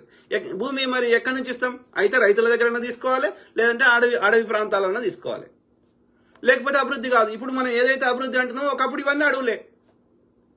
మరి ఏం చేద్దాం చెప్పు? ఇలా జూబ్లీస్, బంజారాల్స్ ఏంటి అవి? గుట్టలు ఇట్లాంటివి కదా, అడుతుమ్మ చెట్లు ఇంకో చెట్లు ఉండే కదా ఒకప్పుడు. ఉండొచ్చు పాములో ఇంకోటో ఉండొచ్చు అప్పుడు. మరి అవన్నీ తొలగిస్తేనే ఇవాళ సోకాల్డ్ అభివృద్ధి జరిగింది. మరి ఏం చేద్దాం? నేమంటున్నా, రెండిటికి లింక్ పెట్టకూడదు. నీ గ్రీనరీ కావాలంటే అదొక సపరేట్ ప్రాజెక్టు, అది ఎక్కడెక్కడ భూములు ఐడెంటిఫై చేసి అక్కడెక్కడ జనావాసాలు ఉన్న దగ్గర కూడా మనం చేసుకుందాం. As simple as that. దానికి దీనికి లింక్ పెట్టకూడదు దయచేసి. ఓకే. ఈ రాష్ట్రంలో చదువుకున్న నిరుద్యోగులకు ఉద్యోగ ఉపాధి అవకాశాలు ఇవ్వద్దా? యూనివర్సిటీకి ఏం సంబంధం అధ్యక్ష? ఆ భూమి IMG భారత్ అని బిల్లీరావుకు కట్టబెట్టిన భూమి 25 సంవత్సరాలు. బిల్లీరావు అని పిలుస్తారు ఆయన అసలు పేరు అహోబిలరావు. ఐఎంజీ భారత్ అనే ఒక సంస్థకు చెందిన వ్యక్తి అతను. ఓకే, స్పోర్ట్స్ కు సంబంధించిన ఆడ పెడదామని ఆ భూమి అప్పుడు చంద్రబాబు నాయుడు గారు ఆ ఐఎంజీ భారత్ అనే కంపెనీకి ఇవ్వడం జరిగింది. కానీ ఆ స్పోర్ట్స్ పెట్టకుండా ఆ భూమిని కొట్టేసే ప్రయత్నం ఆ యొక్క అహోబిలరావు లేదా బిల్లీరావు చేస్తే ఇప్పుడు రాష్ట్ర ప్రభుత్వం కొట్లాడి అది మనకు కోర్టు ద్వారా మనకు ప్రభుత్వానికి తీసుకున్నది. ఎందుకంటే అతను ఏ పర్పస్ కి అయితే చంద్రబాబు నాయుడు ఇచ్చిండో ఆ పర్పస్ కు వాడతలేడు. ఎందుకు అంటే దాని అర్థం ఏంటి, చంద్రబాబు నాయుడు తన మిత్రునికి అప్పనంగా భూమి కట్టబెట్టిండు అనేది మనకి ఇక్కడ ఇది గమనించాలి. ప్రభుత్వం ఏర్పడిన తర్వాత సుప్రీంకోర్టులో కొట్లాడి వేల కోట్ల రూపాయల భూమిని వెనక్కి తెచ్చింది నేను అధ్యక్ష. ఎవరికో అర్ధరాత్రి పూట కట్టబెట్టకుండా పరిశ్రమలు ఐటీ పార్కులు చేయాలని, మల్టీ జోన్ మిక్స్డ్ యూజ్ కోసం చేయాలని చెప్పి ఒక మంచి ఉద్దేశంతో వస్తే దాన్ని కూడా అడ్డుకుంటున్నారు. ఆలోచించాలి మిత్రులారా.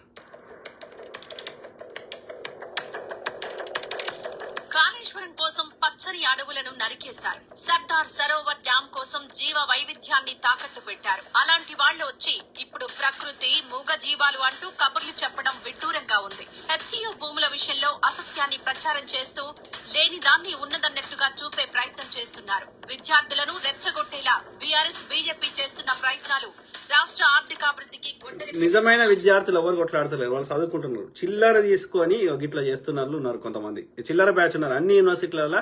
వాళ్ళు చదువుకోరు, వాళ్ళు గ్రాడ్యుయేట్ కారు. ఈ ఉస్మాన్ యూనివర్సిటీలో చూపెడతా 10 ఏళ్ళైనా వాడు అన్నీ ఉంటాడు ఆడ ఉస్మాన్ యూనివర్సిటీలో. మేము లేమట్లా. నేను కూడా ఉస్మాన్ యూనివర్సిటీ పోయి క్యాంపస్ చదువుకున్నా. 96 లో జాయిన్ అయినా 2000 సంవత్సరంలో బయటకు వచ్చిన. ఏది 4 years ఇంజనీరింగ్. అట్లా నాకు తెలిసిన వాళ్ళు 99.9% మంది ఈ వాళ్ళ కోర్సు ఎంత ఉందో అంతనే చేస్తున్నారు, పాస్ అవుతున్నారు, వస్తున్నారు. మరి కొంతమంది 10 ఏళ్ళు 20 ఏళ్ళైనా ఉస్మాన్ యూనివర్సిటీలో ఎట్లుంటారా? అంటే వాడికి ఏంది, వాడు చదువుకోవడానికి రాలేవాడు. వాడు ఏంది, హైదరాబాద్ లో ఫ్రీగా ఫుడ్ దొరుకుతుంది, ఫ్రీగా షెల్టర్ దొరుకుతుంది, ఇక ఆన్నీని బెదిరియొచ్చు, ఇక వాని దగ్గర పైసలు వసూలు చేయొచ్చు, రౌడీజం చేయొచ్చు, ఇక టైంకి తిండి దొరుకుతుంది, వాడికి పండుకోవడానికి దొరుకుతుంది. ఒక పైసా ఖర్చు అయితే లేదు. బయట ఉంటే ఎంత ఖర్చు అవుతుంది, నెలకు తక్కువ 10,000 ఖర్చు కదా బయట కిరాయి తీసుకొని ఉంటే. సో వాడికి ఏదో ఒక పిచ్చి కోర్స్ అని చెప్తున్నాడు, వాడు పాస్ అవుతలేడు, మళ్ళా రాస్తున్నాడు, లేకపోతే ఆడ లోకల్ ఉన్న అధికారులతో కుమ్మక్క అవుతున్నాడు. ఇక వాడిగా 24 గంటలు అలానే ఉంటాడు. ఇక ఉస్మాన్ యూనివర్సిటీలోకి బయటకు రాడు.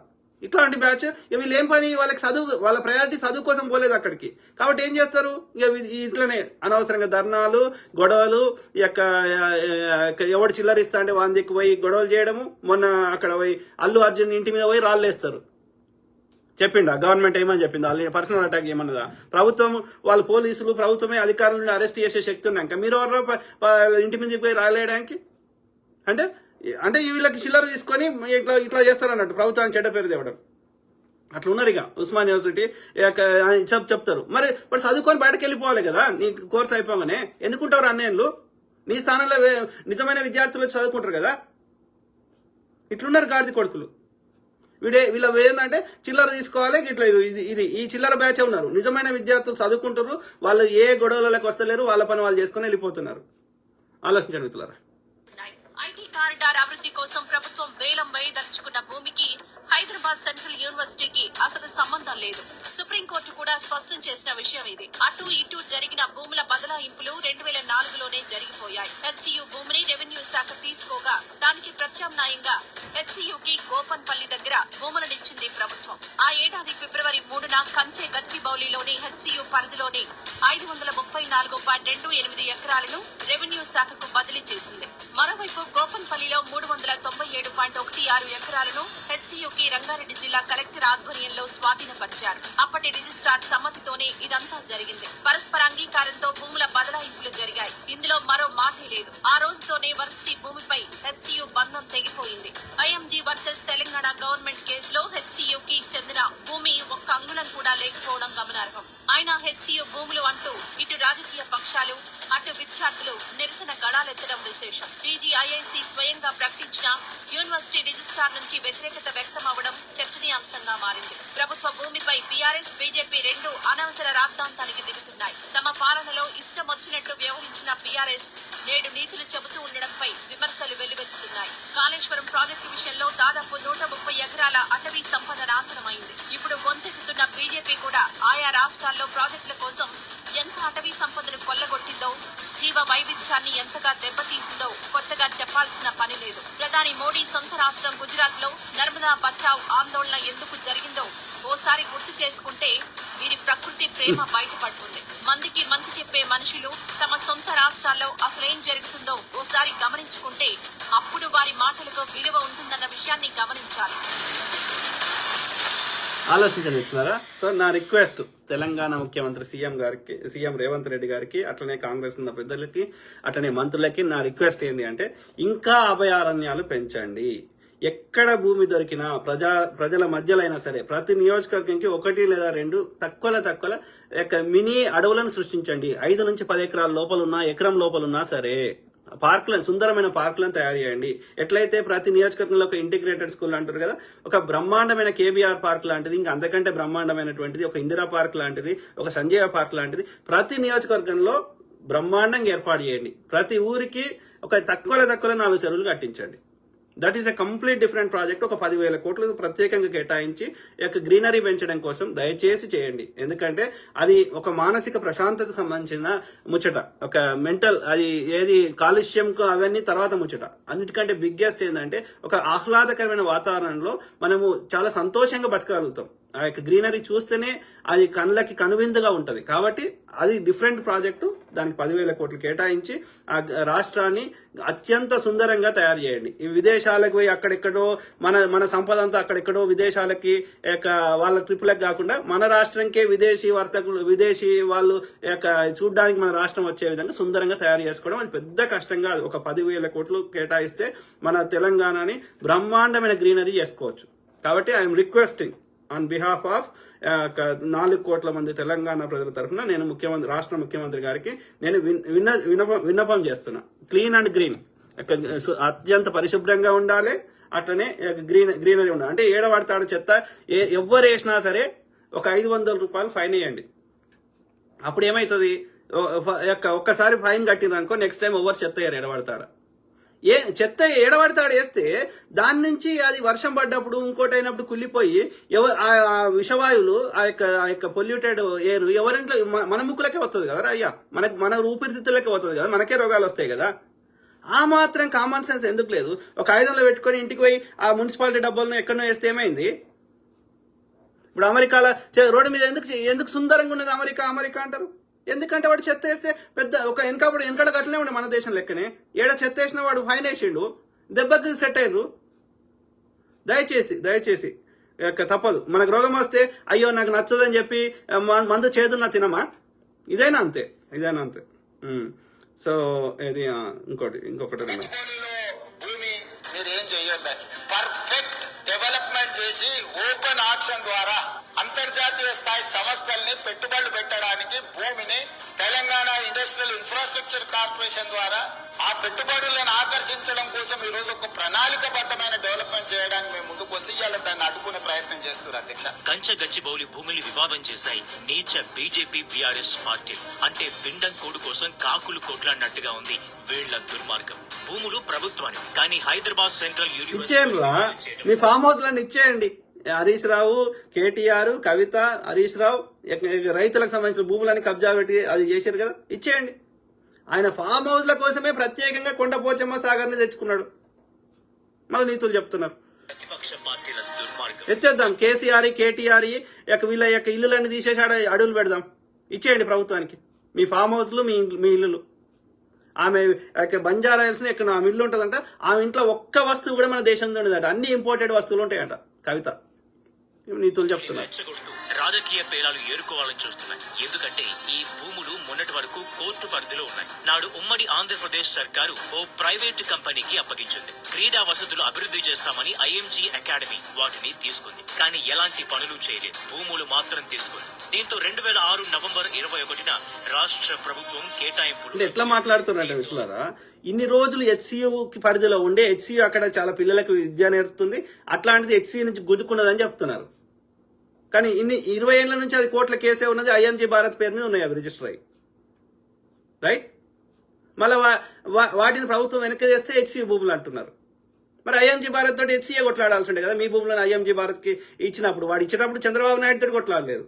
మరి తీసుకున్నాక రాష్ట్ర ప్రభుత్వం కొట్లాడింది అది రాష్ట్ర ప్రభుత్వం భూములని, కానీ హెచ్సియు ఎందుకు కొట్లాడలే? మరి ఆలోచించండి. అంటే హెచ్సియు భూములు కాదని హెచ్సియు కూడా తెలుసు, వాళ్ళు ఆల్రెడీ ఇచ్చేసిర్రు, అక్కడ గోపన్పల్లిలో తీసుకున్నారు అనేది. అయినా ఎందుకు గొడవ చేస్తున్నారు?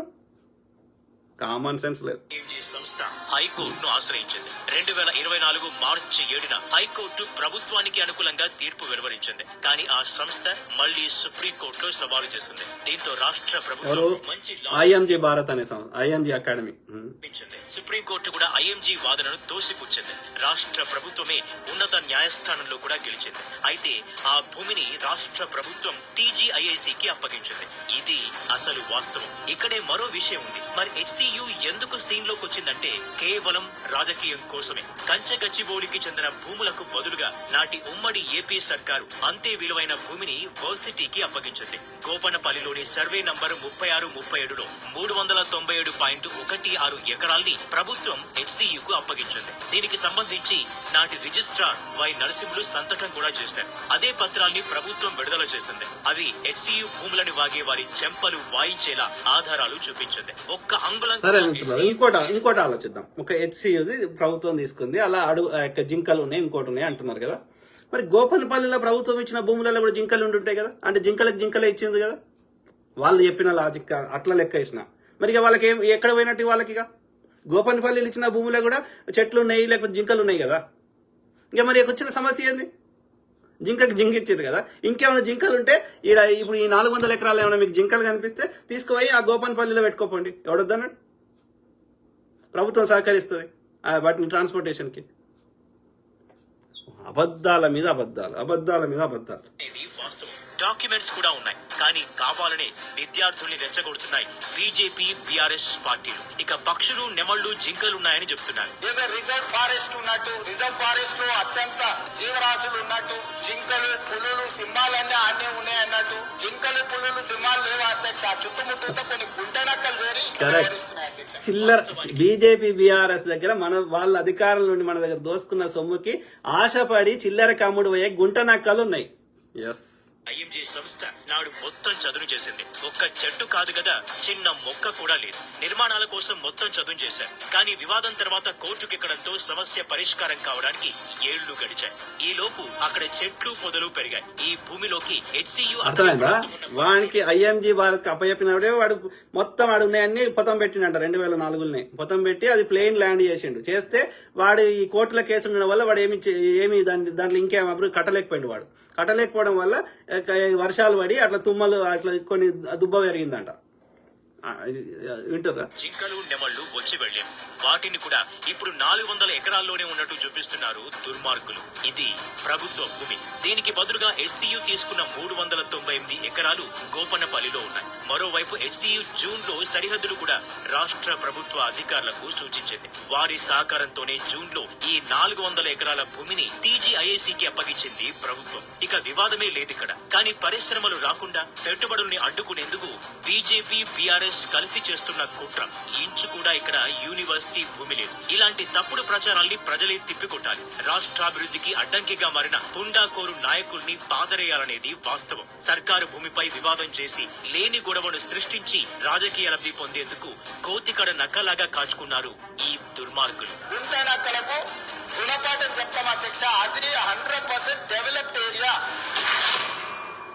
మనం ఎందుకు ఇంత టైం తీసుకొని ఓపిక్ గా చెప్పే ప్రయత్నం చేస్తున్నా అంటే, ఇఫ్ యూ డోంట్ ఈ దుర్మార్గాన్ని ఆపకపోతే మనం ఏ అభివృద్ధి చేద్దామన్నా అడ్డుపడతారు. ఈ చిన్నది కట్టలేము, పెద్దది కట్టలేము. మరి అభివృద్ధి చేయకపోతే ప్రజల దగ్గర పైసలు ఆడే, సరే ప్రజలకి ఉద్యోగాలు రావు, పని కల్పించబడదు. ఇక మనం పేదవాళ్ళుగానే బతకాల్సి వస్తుంది. వాళ్ళ జీవితాలు బాగుపడాయి. కాబట్టి తప్పకుండా అభివృద్ధి చేయాల్సిందే. There is no other alternative. Okay, వాళ్ళు బీజేపీ, బీఆర్ఎస్ చేయకపోతే చేసే కాంగ్రెస్ ని మీద ఇట్లా చేస్తా అంటే ఎందుకు ఊరుకోం. ఇంకా ఫాస్ట్ చూద్దాం. నేను చూస్తున్నా గచ్చిబౌలిలో భూమి మీరు ఏం చెయ్యొద్దని అధ్యక్ష. దాదాపుగా 25 సంవత్సరాలు 25 సంవత్సరాల క్రితం బిల్లురావు అనే వ్యక్తికి ఒక ప్రైవేట్ ఆల్రెడీ చెప్పినాం. ప్రజలు ఇవాళ తెలుసుకోవాల్సింది నిజంగా కూడా HCU భూములు ప్రభుత్వం లాక్కుంటుందా? లాక్కోవట్లేదే. HCU నుంచి ప్రభుత్వం తీసుకున్న భూమికి బదులు భూమి ఎప్పుడో ఇవ్వడం జరిగింది. ఇది ఆనాటి నుండి ఈనాటి వరకు ప్రభుత్వ భూమే. ఇప్పటి వరకు కోర్టు కేసు ఉండడం వల్ల అది ప్రభుత్వానికి స్వాధీనం చేసుకోలేదు. ఇవాళ కోర్టు కేసు పోయింది కాబట్టి ప్రభుత్వం స్వాధీనం చేసుకుంటా ఉంది. ఇవాళ బీఆర్ఎస్ ప్రభుత్వం ఉన్నా ఇవాళ అదే పని చేసేది. కాంగ్రెస్ ప్రభుత్వం కోర్టు కేసులో అయిపోయింది కాబట్టి ప్రభుత్వం స్వాధీనం చేసుకుంది. ఇప్పుడు మనము సెంట్రల్ యూనివర్సిటీ భూమి లాక్కుంటే నేరము. భూమికి బదులు భూమి ఇచ్చిన తర్వాత ఈ బదిలీలో వచ్చిన భూమి మీదనే మనం సాగు చేస్తా ఉన్నాం. దాంట్లో తప్పేముందని అడుగుతా ఉన్నాను. కానీ ఇవాళ నేను చెప్పే కోణం ఏంటంటే, రాజకీయంగా తప్పులు చేసిన కేటీఆర్, భూములు అమ్ముకున్న కేటీఆర్, ప్రభుత్వ భూములు కబ్జా చేసిన కేటీఆర్, వారయంలో సెంట్రల్ యూనివర్సిటీ భూములు వారి బినామీలకి ధరావత్తం చేస్తే అప్పుడు మాట్లాడని కిషన్ రెడ్డి గారు, బండి సంజయ్ గారు ఇవాళ ఎట్లా మాట్లాడతారు? నేను మీ ద్వారా ముఖ్యమంత్రి గారికి విజ్ఞప్తి చేస్తా ఉన్నాను. పిసిసి ముఖ్యమంత్రి గారు విజ్ఞప్తి చేస్తా ఉంది. సమూలంగా ఏ యూనివర్సిటీకి చెందిన భూమైనా కబ్జా అయితే దాని మీద పునర్ సర్వే చేసి వెనక్కు తీసుకునే ప్రయత్నం చేయాల్సిందిగా నేను ముఖ్యమంత్రి గారు కోరుతా ఉన్నాను. చట్టం నేనైతే మన పిసిసి అధ్యక్షులు అంతా కోరింది, కానీ నేనైతే దయచేసి రిక్వెస్ట్ చేస్తున్నా, అది రాష్ట్ర పరిధిలో చేయగలిగితే రాష్ట్ర పరిధిలో చేయలేకపోతే కేంద్రాన్ని సిఫార్సు అన్న చేయండి. ఏంటి అంటే, ఏ యూనివర్సిటీ, ఈ ఒక్క యూనివర్సిటీ కాదు, ఏ యూనివర్సిటీ చెందిన భూములైనా దాని పేరు మీద రిజిస్టర్ అయి ఉంటే సంతోషం, లేకపోతే చేయండి. ఇప్పుడు మిగిలిన ఎంత భూమి ఉన్నా సరే, ఎన్ని వేల ఎకరాలైనా సరే. అట్లనే దాన్ని ఎవరూ అమ్ముకోవడానికి హక్కు లేదు. కేంద్ర ప్రభుత్వమైనా, రాష్ట్ర ప్రభుత్వమైనా, యూనివర్సిటీ యాజమాన్యమైనా. ఒకవేళ ఎట్టి క్లిష్ట పరిస్థితుల్లో అమ్ముకోవాల్సి వస్తే అది రెఫరెండం పెట్టండి. ఆ రాష్ట్ర ప్రజలు ఓటేస్తారు. ఆ రాష్ట్ర ప్రజలు మాత్రమే నిర్ణయిస్తారు దాన్ని అమ్ముకోవాలన్నా లేదా అనే హక్కు ప్రజలకు మాత్రమే ఉంది. ప్రజలకు రెఫరెండం పెట్టండి, ప్రజలు ఓటేస్తారు. ఇక మిగతా ఎవ్వడు వాడి స్వార్థం కోసం అమ్ముకునే హక్కు లేదు, ఇంక్లూడింగ్ యూనివర్సిటీ యాజమాన్యాలకు. అట్లా ఒక చట్టం తీసుకురండి, మేము అప్రిషియేట్ చేస్తాం.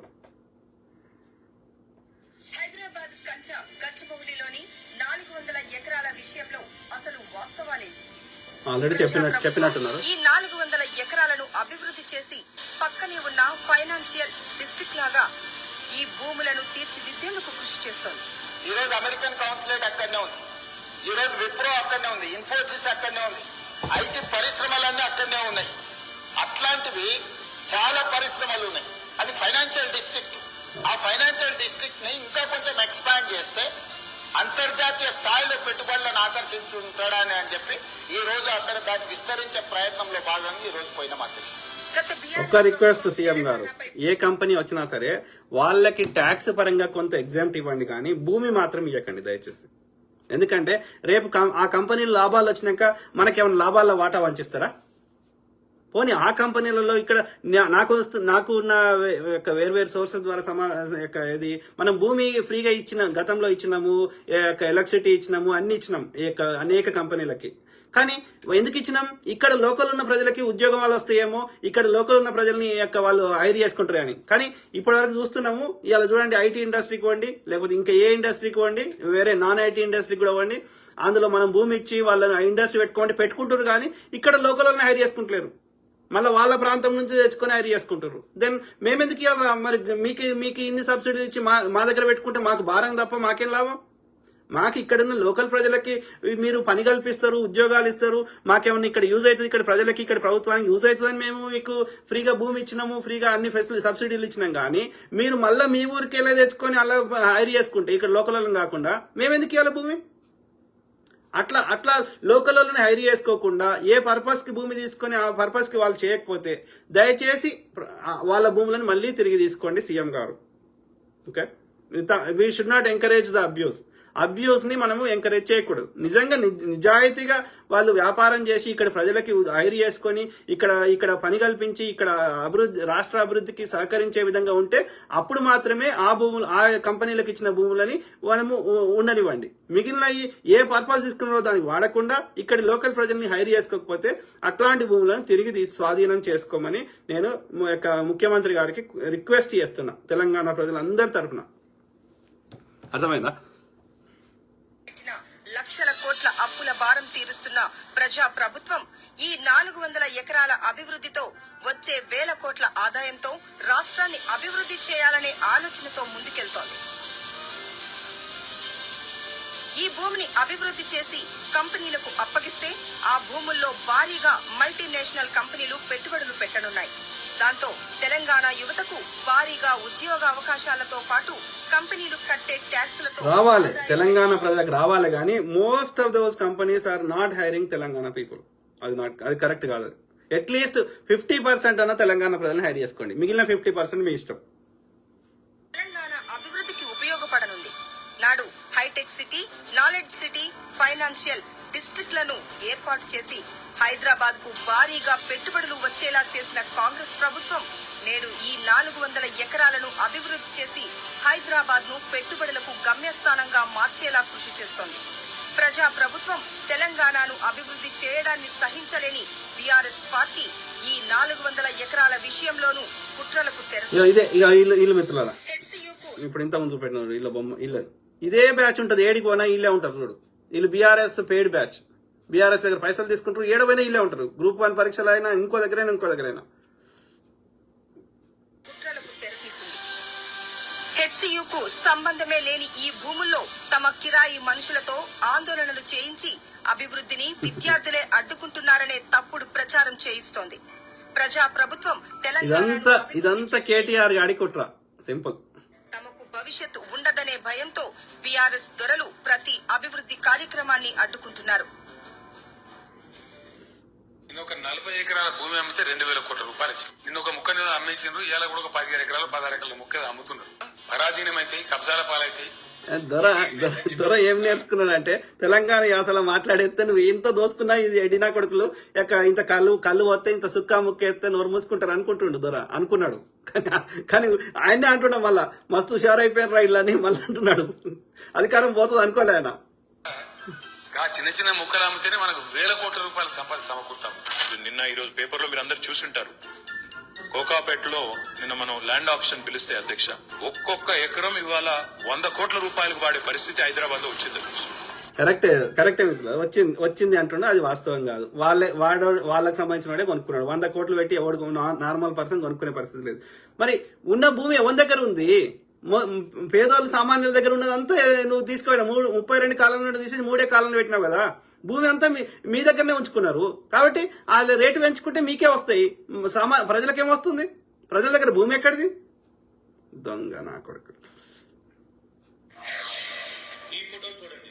యంత్రాలతో చెట్ల తొలగింపు ప్రక్రియ జరుగుతుండగా నెమళ్ళు, ఇతర వన్యప్రాణులు భయంతో పారిపోతున్నట్లుగా సోషల్ మీడియాలో పెట్టిన ఫోటో నకిలీదని తేలింది. ఆ ఫోటో 99% ఏఐతో తయారు చేసిందని సైబర్ క్రైమ్ వర్గాలు వెల్లడించాయి. ఇది చూడండి. టీఆర్ఎస్ నేత క్రిస్టియానిటీ జింక ఫోటోను పోస్టు చేసి అది కంచె గచ్చిబౌలి భూముల్లో యంత్రాలకు బలైపోతుందంటూ పేర్కొన్నారు.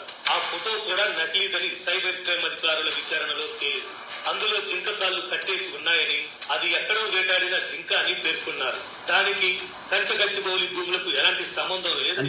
అంటే చూడండి, పెయిడ్ చిల్లర బ్యాచ్ తోటి గొడవలు చేపిస్తున్నారు.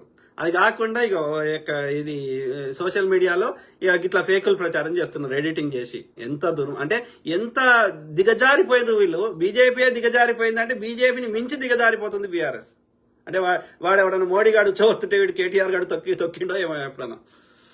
అదే ఫోటోను పొరపాటున పోస్టు చేశారని క్షమించాలంటూ జర్నలిస్టు సునీత్ ఝా ఎక్స్ లో చేసిన పోస్టును కూడా విడుదల చేశారు. ఇది చూడండి. ఓ Instagram user save HCU biodiversity అంటూ వీడియోను పోస్ట్ చేశారు. అది పాత వీడియో అని, జీవ వైవిధ్యం గురించి చెప్పేందుకే పోస్ట్ చేసినట్లు ఇన్స్టా యూజరే తెలిపారు. అయితే అందులో ఉన్నది విశాఖపట్నంలోని కంబాలకొండ వన్యప్రాణుల సంరక్షణ కేంద్రం నుంచి బయటకు వచ్చిన జింక అని సైబర్ క్రైమ్ అధికారులు తేల్చారు. దానికి సంబంధించి విశాఖపట్నంలో ఓ ఇంటి ముందు మార్చి 14వ తేదీన మరో ఇన్స్టా యూజర్ పెట్టిన ఫోటోలోని అదే జింక ఫోటోను విడుదల చేశారు. ఇలా తప్పుడు పోస్టులు పెడుతూ కాంగ్రెస్ ప్రభుత్వాన్ని ప్రతి నిత్యం ప్రతి క్షణం బద్నాం చేయాలని చూస్తున్న పింక్ పార్టీగాళ్లను ఏమనాలి? ఇలాంటి వాళ్ళు కనీసం నాయకులుగా ఉండటానికి పనికి వస్తారా? ప్రజలారా, మీరందరూ ఒక్కసారి ఆలోచించండి. అధికారం కోల్పోతాం అనుకోలేదు. కోల్పోయేసరికి దే బికేమ్ డెస్పరేట్. ఏం చేయాలో అర్థమైతలేదు. మళ్ళీ ఎట్లా అధికారం రావాలో వాళ్ళకి అర్థమైతలేదు. కాబట్టి బరిదెగించి ఫేక్ ప్రచారాలకి ఫేక్ ఉద్యమాలకి తెగబడ్డారు. దోసుకున్న సొమ్ము ఉంది కదా ప్రజల ఈ 10 ఏళ్లలో, ఆ దోసుకున్న సొమ్ముని ఎందుకంటే వాళ్ళు కష్టపడితే వచ్చింది కాదు కాబట్టి, ప్రజల సొమ్మే కాబట్టి, దోసుకున్నది కాబట్టి, ఫ్రీగా అపనంగా వచ్చింది కాబట్టి అపనంగా ఖర్చు పెట్టి కృత్రిమ ఉద్యమాలు, చిల్లర బ్యాచ్ తోటి కృత్రిమ ఫేక్ ప్రచారాలు చేస్తున్నారు. అంటే దే బికేమ్ డెస్పరేట్. ఎందుకు అధికారం కావాలి వాళ్ళకి? ఫస్ట్ అధికారం ఎందుకు కావాలంటే దోసుకోవడానికి కావాలి. ఇప్పుడు ఎందుకు కావాలి మళ్ళీ అధికారం? ఇక దోసుకోవడానికి అక్కడ ఏం లేదు, అయిపోయింది, అన్ని అయిపోయినాయి, భూములు అయిపోయినాయి, ఖజానాలో పైసలు లేవు, ఇక ఎవడు అప్పు కూడా ఇచ్చే పరిస్థితి లేదు, కాబట్టి దోసుకోవడానికి ఏం లేదు. మరి ఇప్పుడు ఎందుకు కావాలి అధికారం? ఆ దోసుకున్న దాన్ని కాపాడడానికి. ఏడ కాంగ్రెస్ వాడో ఏదైనా కొత్త చట్టం తెచ్చి దోసుకునే అన్ని తీసుకుంటాడేమో అని వాళ్ళ బాధ. కాబట్టి దోసుకున్న వాటిని కాపాడుకోవాలంటే వాళ్ళకి అధికారం కావాలి. అందుకని they became desperate to spread the fakes. అర్థమైందా మిత్రులారా? బ్రో నాకు అర్థం అవ్వలే మీరు మెసేజ్ చేసింది. ఏం అర్థం అవ్వలేదు? చూడండి, ఆ మాట్లాడే ఆయనది ఏదో గోదావరి జిల్లాలో చెందిన యాక్సెంట్ కనిపిస్తుంది. అట్లనే ఆమె మాట్లాడేట ఆమె కూడా ఇద్దరిది అక్కడే కనిపిస్తుంది. చూడండి, వాళ్ళ యొక్క ఏది ఏమంటారు, కంచె గచ్చిబౌలి భూములు, కేటీఆర్ కుట్రలు, ఫేక్ ప్రచారాల కోసం సోషల్ మీడియా ఇన్ఫ్లుయెన్సర్స్ తో బీఆర్ఎస్ బేరసారాలు. వినండి మిత్రులారా. పేమెంట్ అన్నారు కదా, చూస్తున్నా కదా, అది 1 వీక్ మొత్తం క్యాంపెయిన్ ఉంటది. ఈ 1 వీక్ అంతా ఇదే హెచ్సి భూముల మీద పొద్దుగాలు వేస్తే సోషల్ మీడియాలో ప్రచారం చేయాలంట. చేసినందుకు వాళ్ళకి డబ్బులు ఇస్తారంట. ఆమె వాళ్ళిద్దరు డీల్ మాట్లాడుకుంటారు. పేమెంట్ అన్నారు కదా, చూస్తున్నా కదా, అది 1 వీక్ మొత్తం క్యాంపెయిన్ ఉంటది. రోజు స్టోరీ పెట్టాలి, ప్లస్ నేను పంపించిన వీడియోస్ పెట్టాలి. రోజు వీడియోస్ అంటే అవి ఏముంటాయి మరి? రోజు వీడియోలు అంటే ఏముంటాయి మరి? రోజు అవే వీడియోలు అంటే ఏముంటాయి మరి అని అడుగుతుంది. వీడేమంటుండదు చూడండి. రోజు ఒకటి మన డీల్ చనిపోయింది, పికాక్స్ అరుస్తున్న వీడియోస్ చూసావా ఆన్లైన్ లో? ఏమన్నా జింకలకు సంబంధించిన వీడియోలు ఉంటే అవి పెట్టాలి అంటున్నాడు. ఆడిది ఫేక్ అని అందరూ డిలీట్ చేస్తున్నారు కదా, అలా పెడితే ఫేక్ అని అందరు డిలీట్ చేస్తున్నారు కదా అంటుంది ఆమె. అదొకటి ఏదో మిస్టేక్ అయ్యి ఉంటుందిలే, ఇప్పుడు అన్ని చెక్ చేసి పంపిస్తారు. 1 వీక్ అంటే పేమెంట్ మరి ఇంతేనా? ఇస్తుంటే ఇంతేనా? మరి 1 వీక్ అట్లాంటి ఫేక్ వీడియోలు పెట్టమంటున్నావు, నాకు మరి పేమెంట్ కొంచెమే ఇస్తున్నావు ఏదని అడుగుతున్నామే. చిన్న ఇన్ఫ్లుయెన్సర్స్ అని ఏమీ లేదు, అందరికీ సేమ్ అమౌంట్ ఇస్తున్నారు. ఇది గవర్నమెంట్ కి యాంటీ కదా, అవసరం అంటున్నాడు మన రవి బ్రో. చూసారా వాళ్ళ బీజేపీ ఫేక్ ఐటీ సెల్ మరి గవర్నమెంట్ చర్యలు తీసుకుంటది కదా ఫేక్ల మీద అంటే. నెక్స్ట్ కాన్వర్సేషన్ ఏందో వినండి.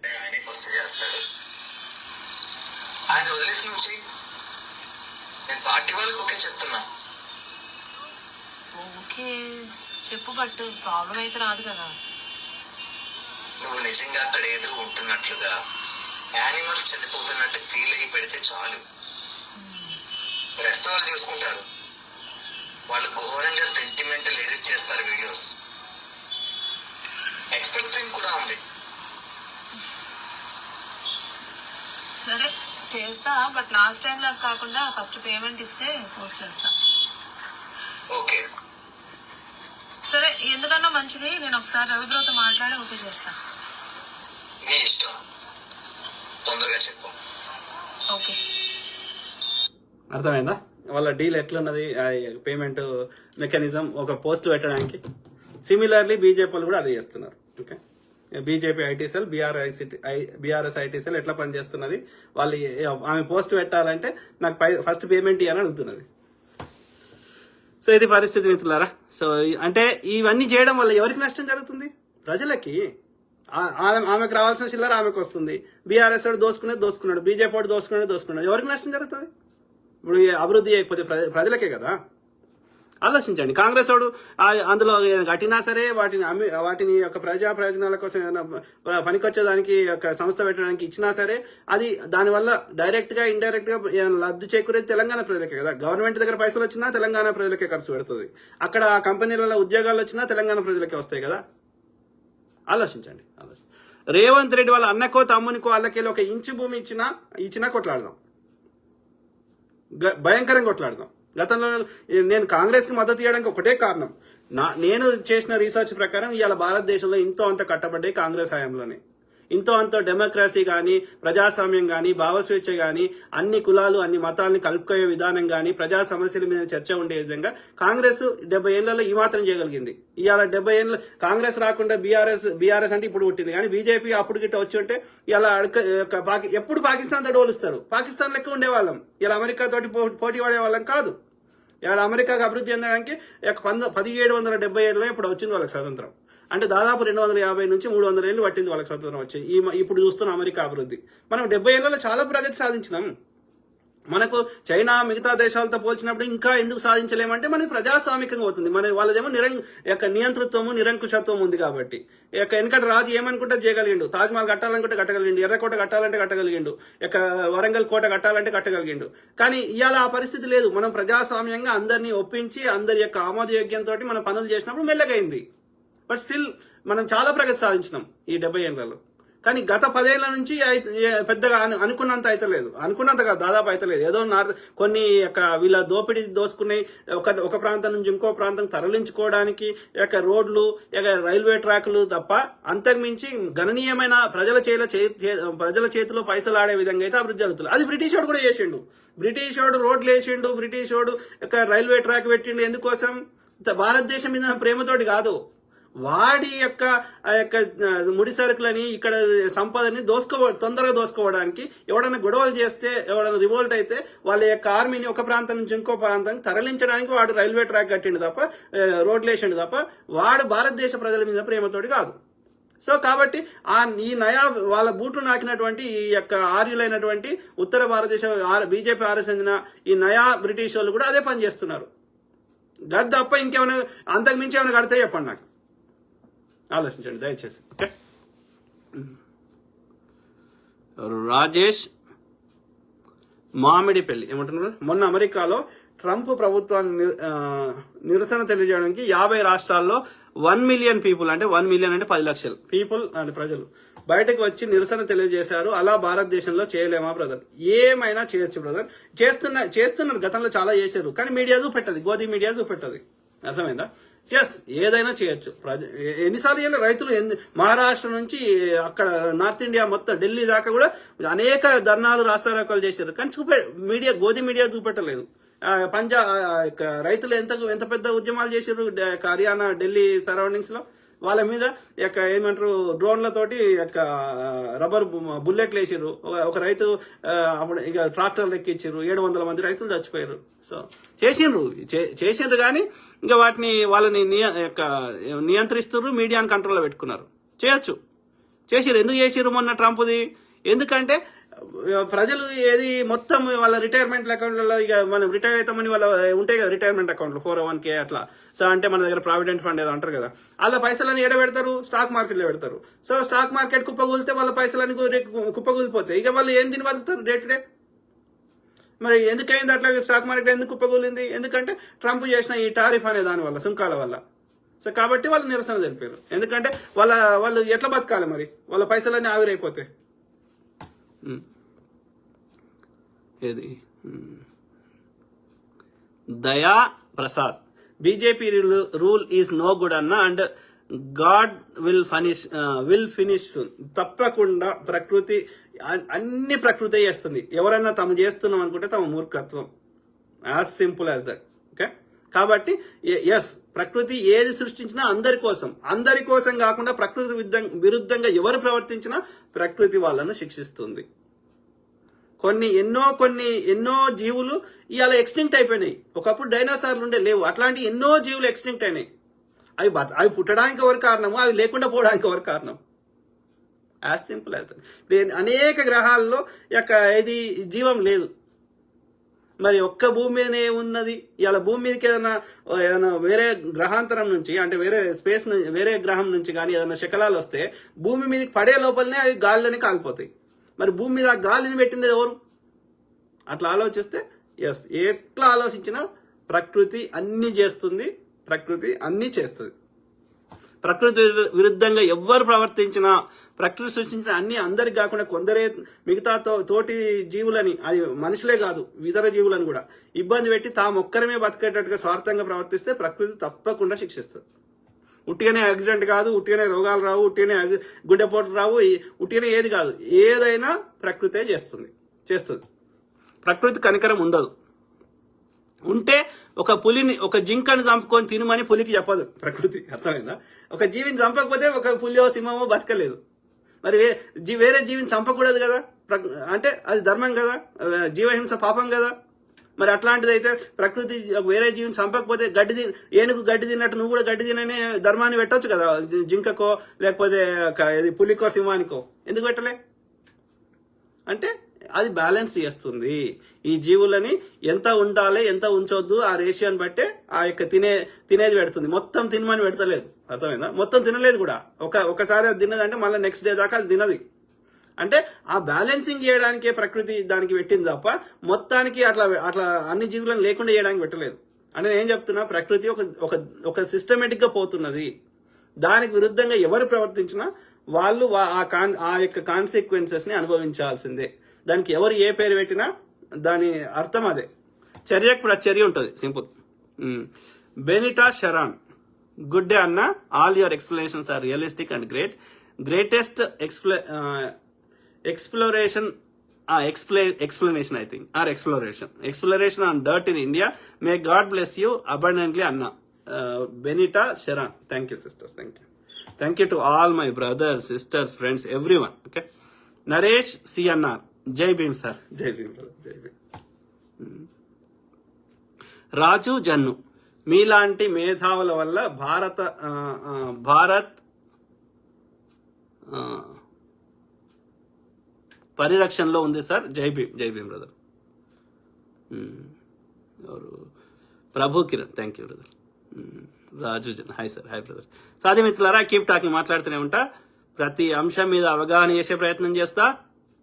అట్లనే మీ తరఫున వాయిస్ ఇస్తా. I give voice for voiceless. మన అవసరం ఎవరికి ఉంది? బలిసిన వాళ్ళకి అవసరం లేదు కదా. ఇప్పుడు చిరంజీవి ఉన్నాడు, ఆయనకు మనం ఆయన నలుగురు దగ్గర దోసుకున్నదో సంపాదించిందో ఆయన 10 మందికి ఇచ్చే స్థాయిలో ఉన్నాడు. 10 మంది ఆయనకు ఎవరి సహాయం అవసరం లేదు కదా. ఎవరికి కావాలి? పేదవాళ్ళకి, మధ్య తరగతి వాళ్ళకి, ఎవరైతే బలహీనులు ఉన్నారో, బడుగులు, బలహీనులు, బలం తక్కువ ఉన్న వాళ్ళు ఉన్నారో వాళ్ళకి అట్లీస్ట్ వాళ్ళ తరఫున మాట్లాడేటోళ్ళు కావాలి. వాళ్ళకి ఒక మోరల్ సపోర్ట్ ఇవ్వాలి, ఒక ధైర్యం ఇవ్వాలి, ఆత్మస్థైర్యం ఇవ్వాలి. కాబట్టి మన అవసరం ఎవరికి ఉంది? ఎవరైతే అణిచివేయబడ్డవారో, ఎవరైతే అన్ని విధాల కింది స్థాయిలో ఉన్నారో వాళ్ళకి మనకి ఎక్కువ అవసరం. బలిసినోడికి ఏం అవసరం? వాళ్ళ 5% మంది జనాలకి వాళ్ళంతటా వాళ్ళు పైసా ఆర్థికంగా మంచుకున్నారు, చదువు పరంగా మంచుకున్నారు, అన్ని రకాలుగా వాళ్ళంతటా వాళ్ళకి టేక్ కేర్ చేసే శక్తియుక్తులు వాళ్ళకు ఉన్నాయి. కాబట్టి వాళ్ళ అవసరం మనకు లేదు. ఆ టాప్ 5%. ఇక మిగిలిన 95% ఎవరైతే అన్ని రకాలుగా బలహీనులు ఉన్నారో వాళ్ళకి అవసరం. కాబట్టి వాళ్ళ తరఫున నాకు అయిన కాడికి వాళ్ళకి ఇప్పుడు నేను ఒక్కనే మాట్లాడాలి, నేను ఒక్కనే కొట్లాడాలంటే ఎల్లకాలం ఎవడు బతకడు కదా, నేనైనా నువ్వైనా ఎవరైనా. కాబట్టి మనము ఏమంటారు, మన ఈ యొక్క ఆలోచనలు, మన యొక్క ఈ ఫ్యాక్ట్స్ ని అందరికి అర్థమయ్యేది చెప్తే అందరు కొట్లాడతారు కదా, అందరు ప్రశ్నిస్తారు కదా. సో కాబట్టి ఎడ్యుకేట్ చేయడం ఫస్ట్ థింగ్. రెండోది, మనం వాయిస్ ఇస్తున్నాం. మనము మనము వాయిస్ ఇస్తే ఎదుటోడు కూడా ఆలోచిస్తాడు కదా, అన్యాయం చేస్తాడు. వానికి కూడా తెలియక, కొన్ని సందర్భాల్లో వాళ్ళకు కూడా తెలియకపోవచ్చు ఇది అన్యాయం అని. ఎందుకంటే వాళ్ళకు కూడా వేల సంవత్సరాల నుంచి ఆ మైండ్ కరప్ట్ చేయబడ్డది. అట్లా ఆ బ్రాహ్మణుడు ఇప్పుడు కొన్ని ఎట్లుంటాయంటే వివక్షని పెంచి పోషించారు ఇండియన్లు. అది ఎట్లయిపోయిందంటే అది నార్మల్ అయిపోయింది. అది వివక్ష అని వాళ్ళు కూడా తెలియకుండా వాళ్ళు అట్లా ప్రవర్తిస్తున్నారు, ఉన్న వాళ్ళు కూడా ఉన్నారు. సో కాబట్టి ఇది వివక్షరా అని వాళ్ళకి అర్థమయ్యేది చెప్పాలి కదా, అర్థం చేపియాలి కదా. సో కాబట్టి ఇది అందరికి విషయ పరిజ్ఞానం చేపియడంతో పాటు మీ తరఫున వాయిస్ ఇస్తా. Okay, I give voice for voiceless, as simple. ఎందుకంటే మెజారిటీ మీడియా సంస్థలు వారి స్వార్థం కోసం, వాళ్ళ చిల్లర కోసం అధికారం ఉన్న దగ్గర, డబ్బులు ఉన్న దగ్గర అమ్ముడు పోతున్నారు. నాకు ఎలాంటి స్వార్థ ప్రయోజనాలు లేవు. వాడెవడన్నా నాకు పిలిచి ఇస్తా అన్నా నాకు వద్దు. ఎందుకంటే ఎన్ని నీ పేరు మీద రాసుకున్నా అది భూమికి చెందినయే. మనం చచ్చిపోయేటప్పుడు 1 ఇంచు భూమి కాదు, 1 ఇంచు పైసా కూడా మనతో రావు. ఈ అంగిలాగా కూడా తీసేసి కాలబెట్టేటప్పుడు. కాబట్టి మనం చచ్చిపోయేటప్పుడు ఏమి తీసుకోనప్పుడు ఇక కష్టపడి సంపాదించుకుంటాము, పని చేస్తాము, ఆ వచ్చిన దాంట్లోకి వెళ్ళి మనం తింటాము, బతుకుతాం, అంతేగాని మనం కష్టపడింది మనకు వద్దు. As simple as that. అందరూ తృప్తి ఉండదు. తృప్తి లేని జీవితం అది బతికినా సచ్చినా ఒకటే. As simple as that. I keep talking, మాట్లాడుతూనే ఉంటా. ఓకే, సర్వే జన సుఖినో భవంతు. అందరూ బాగుండాలి, అందులో మనం ఉండాలి. Okay, God bless all, take care, good night, by.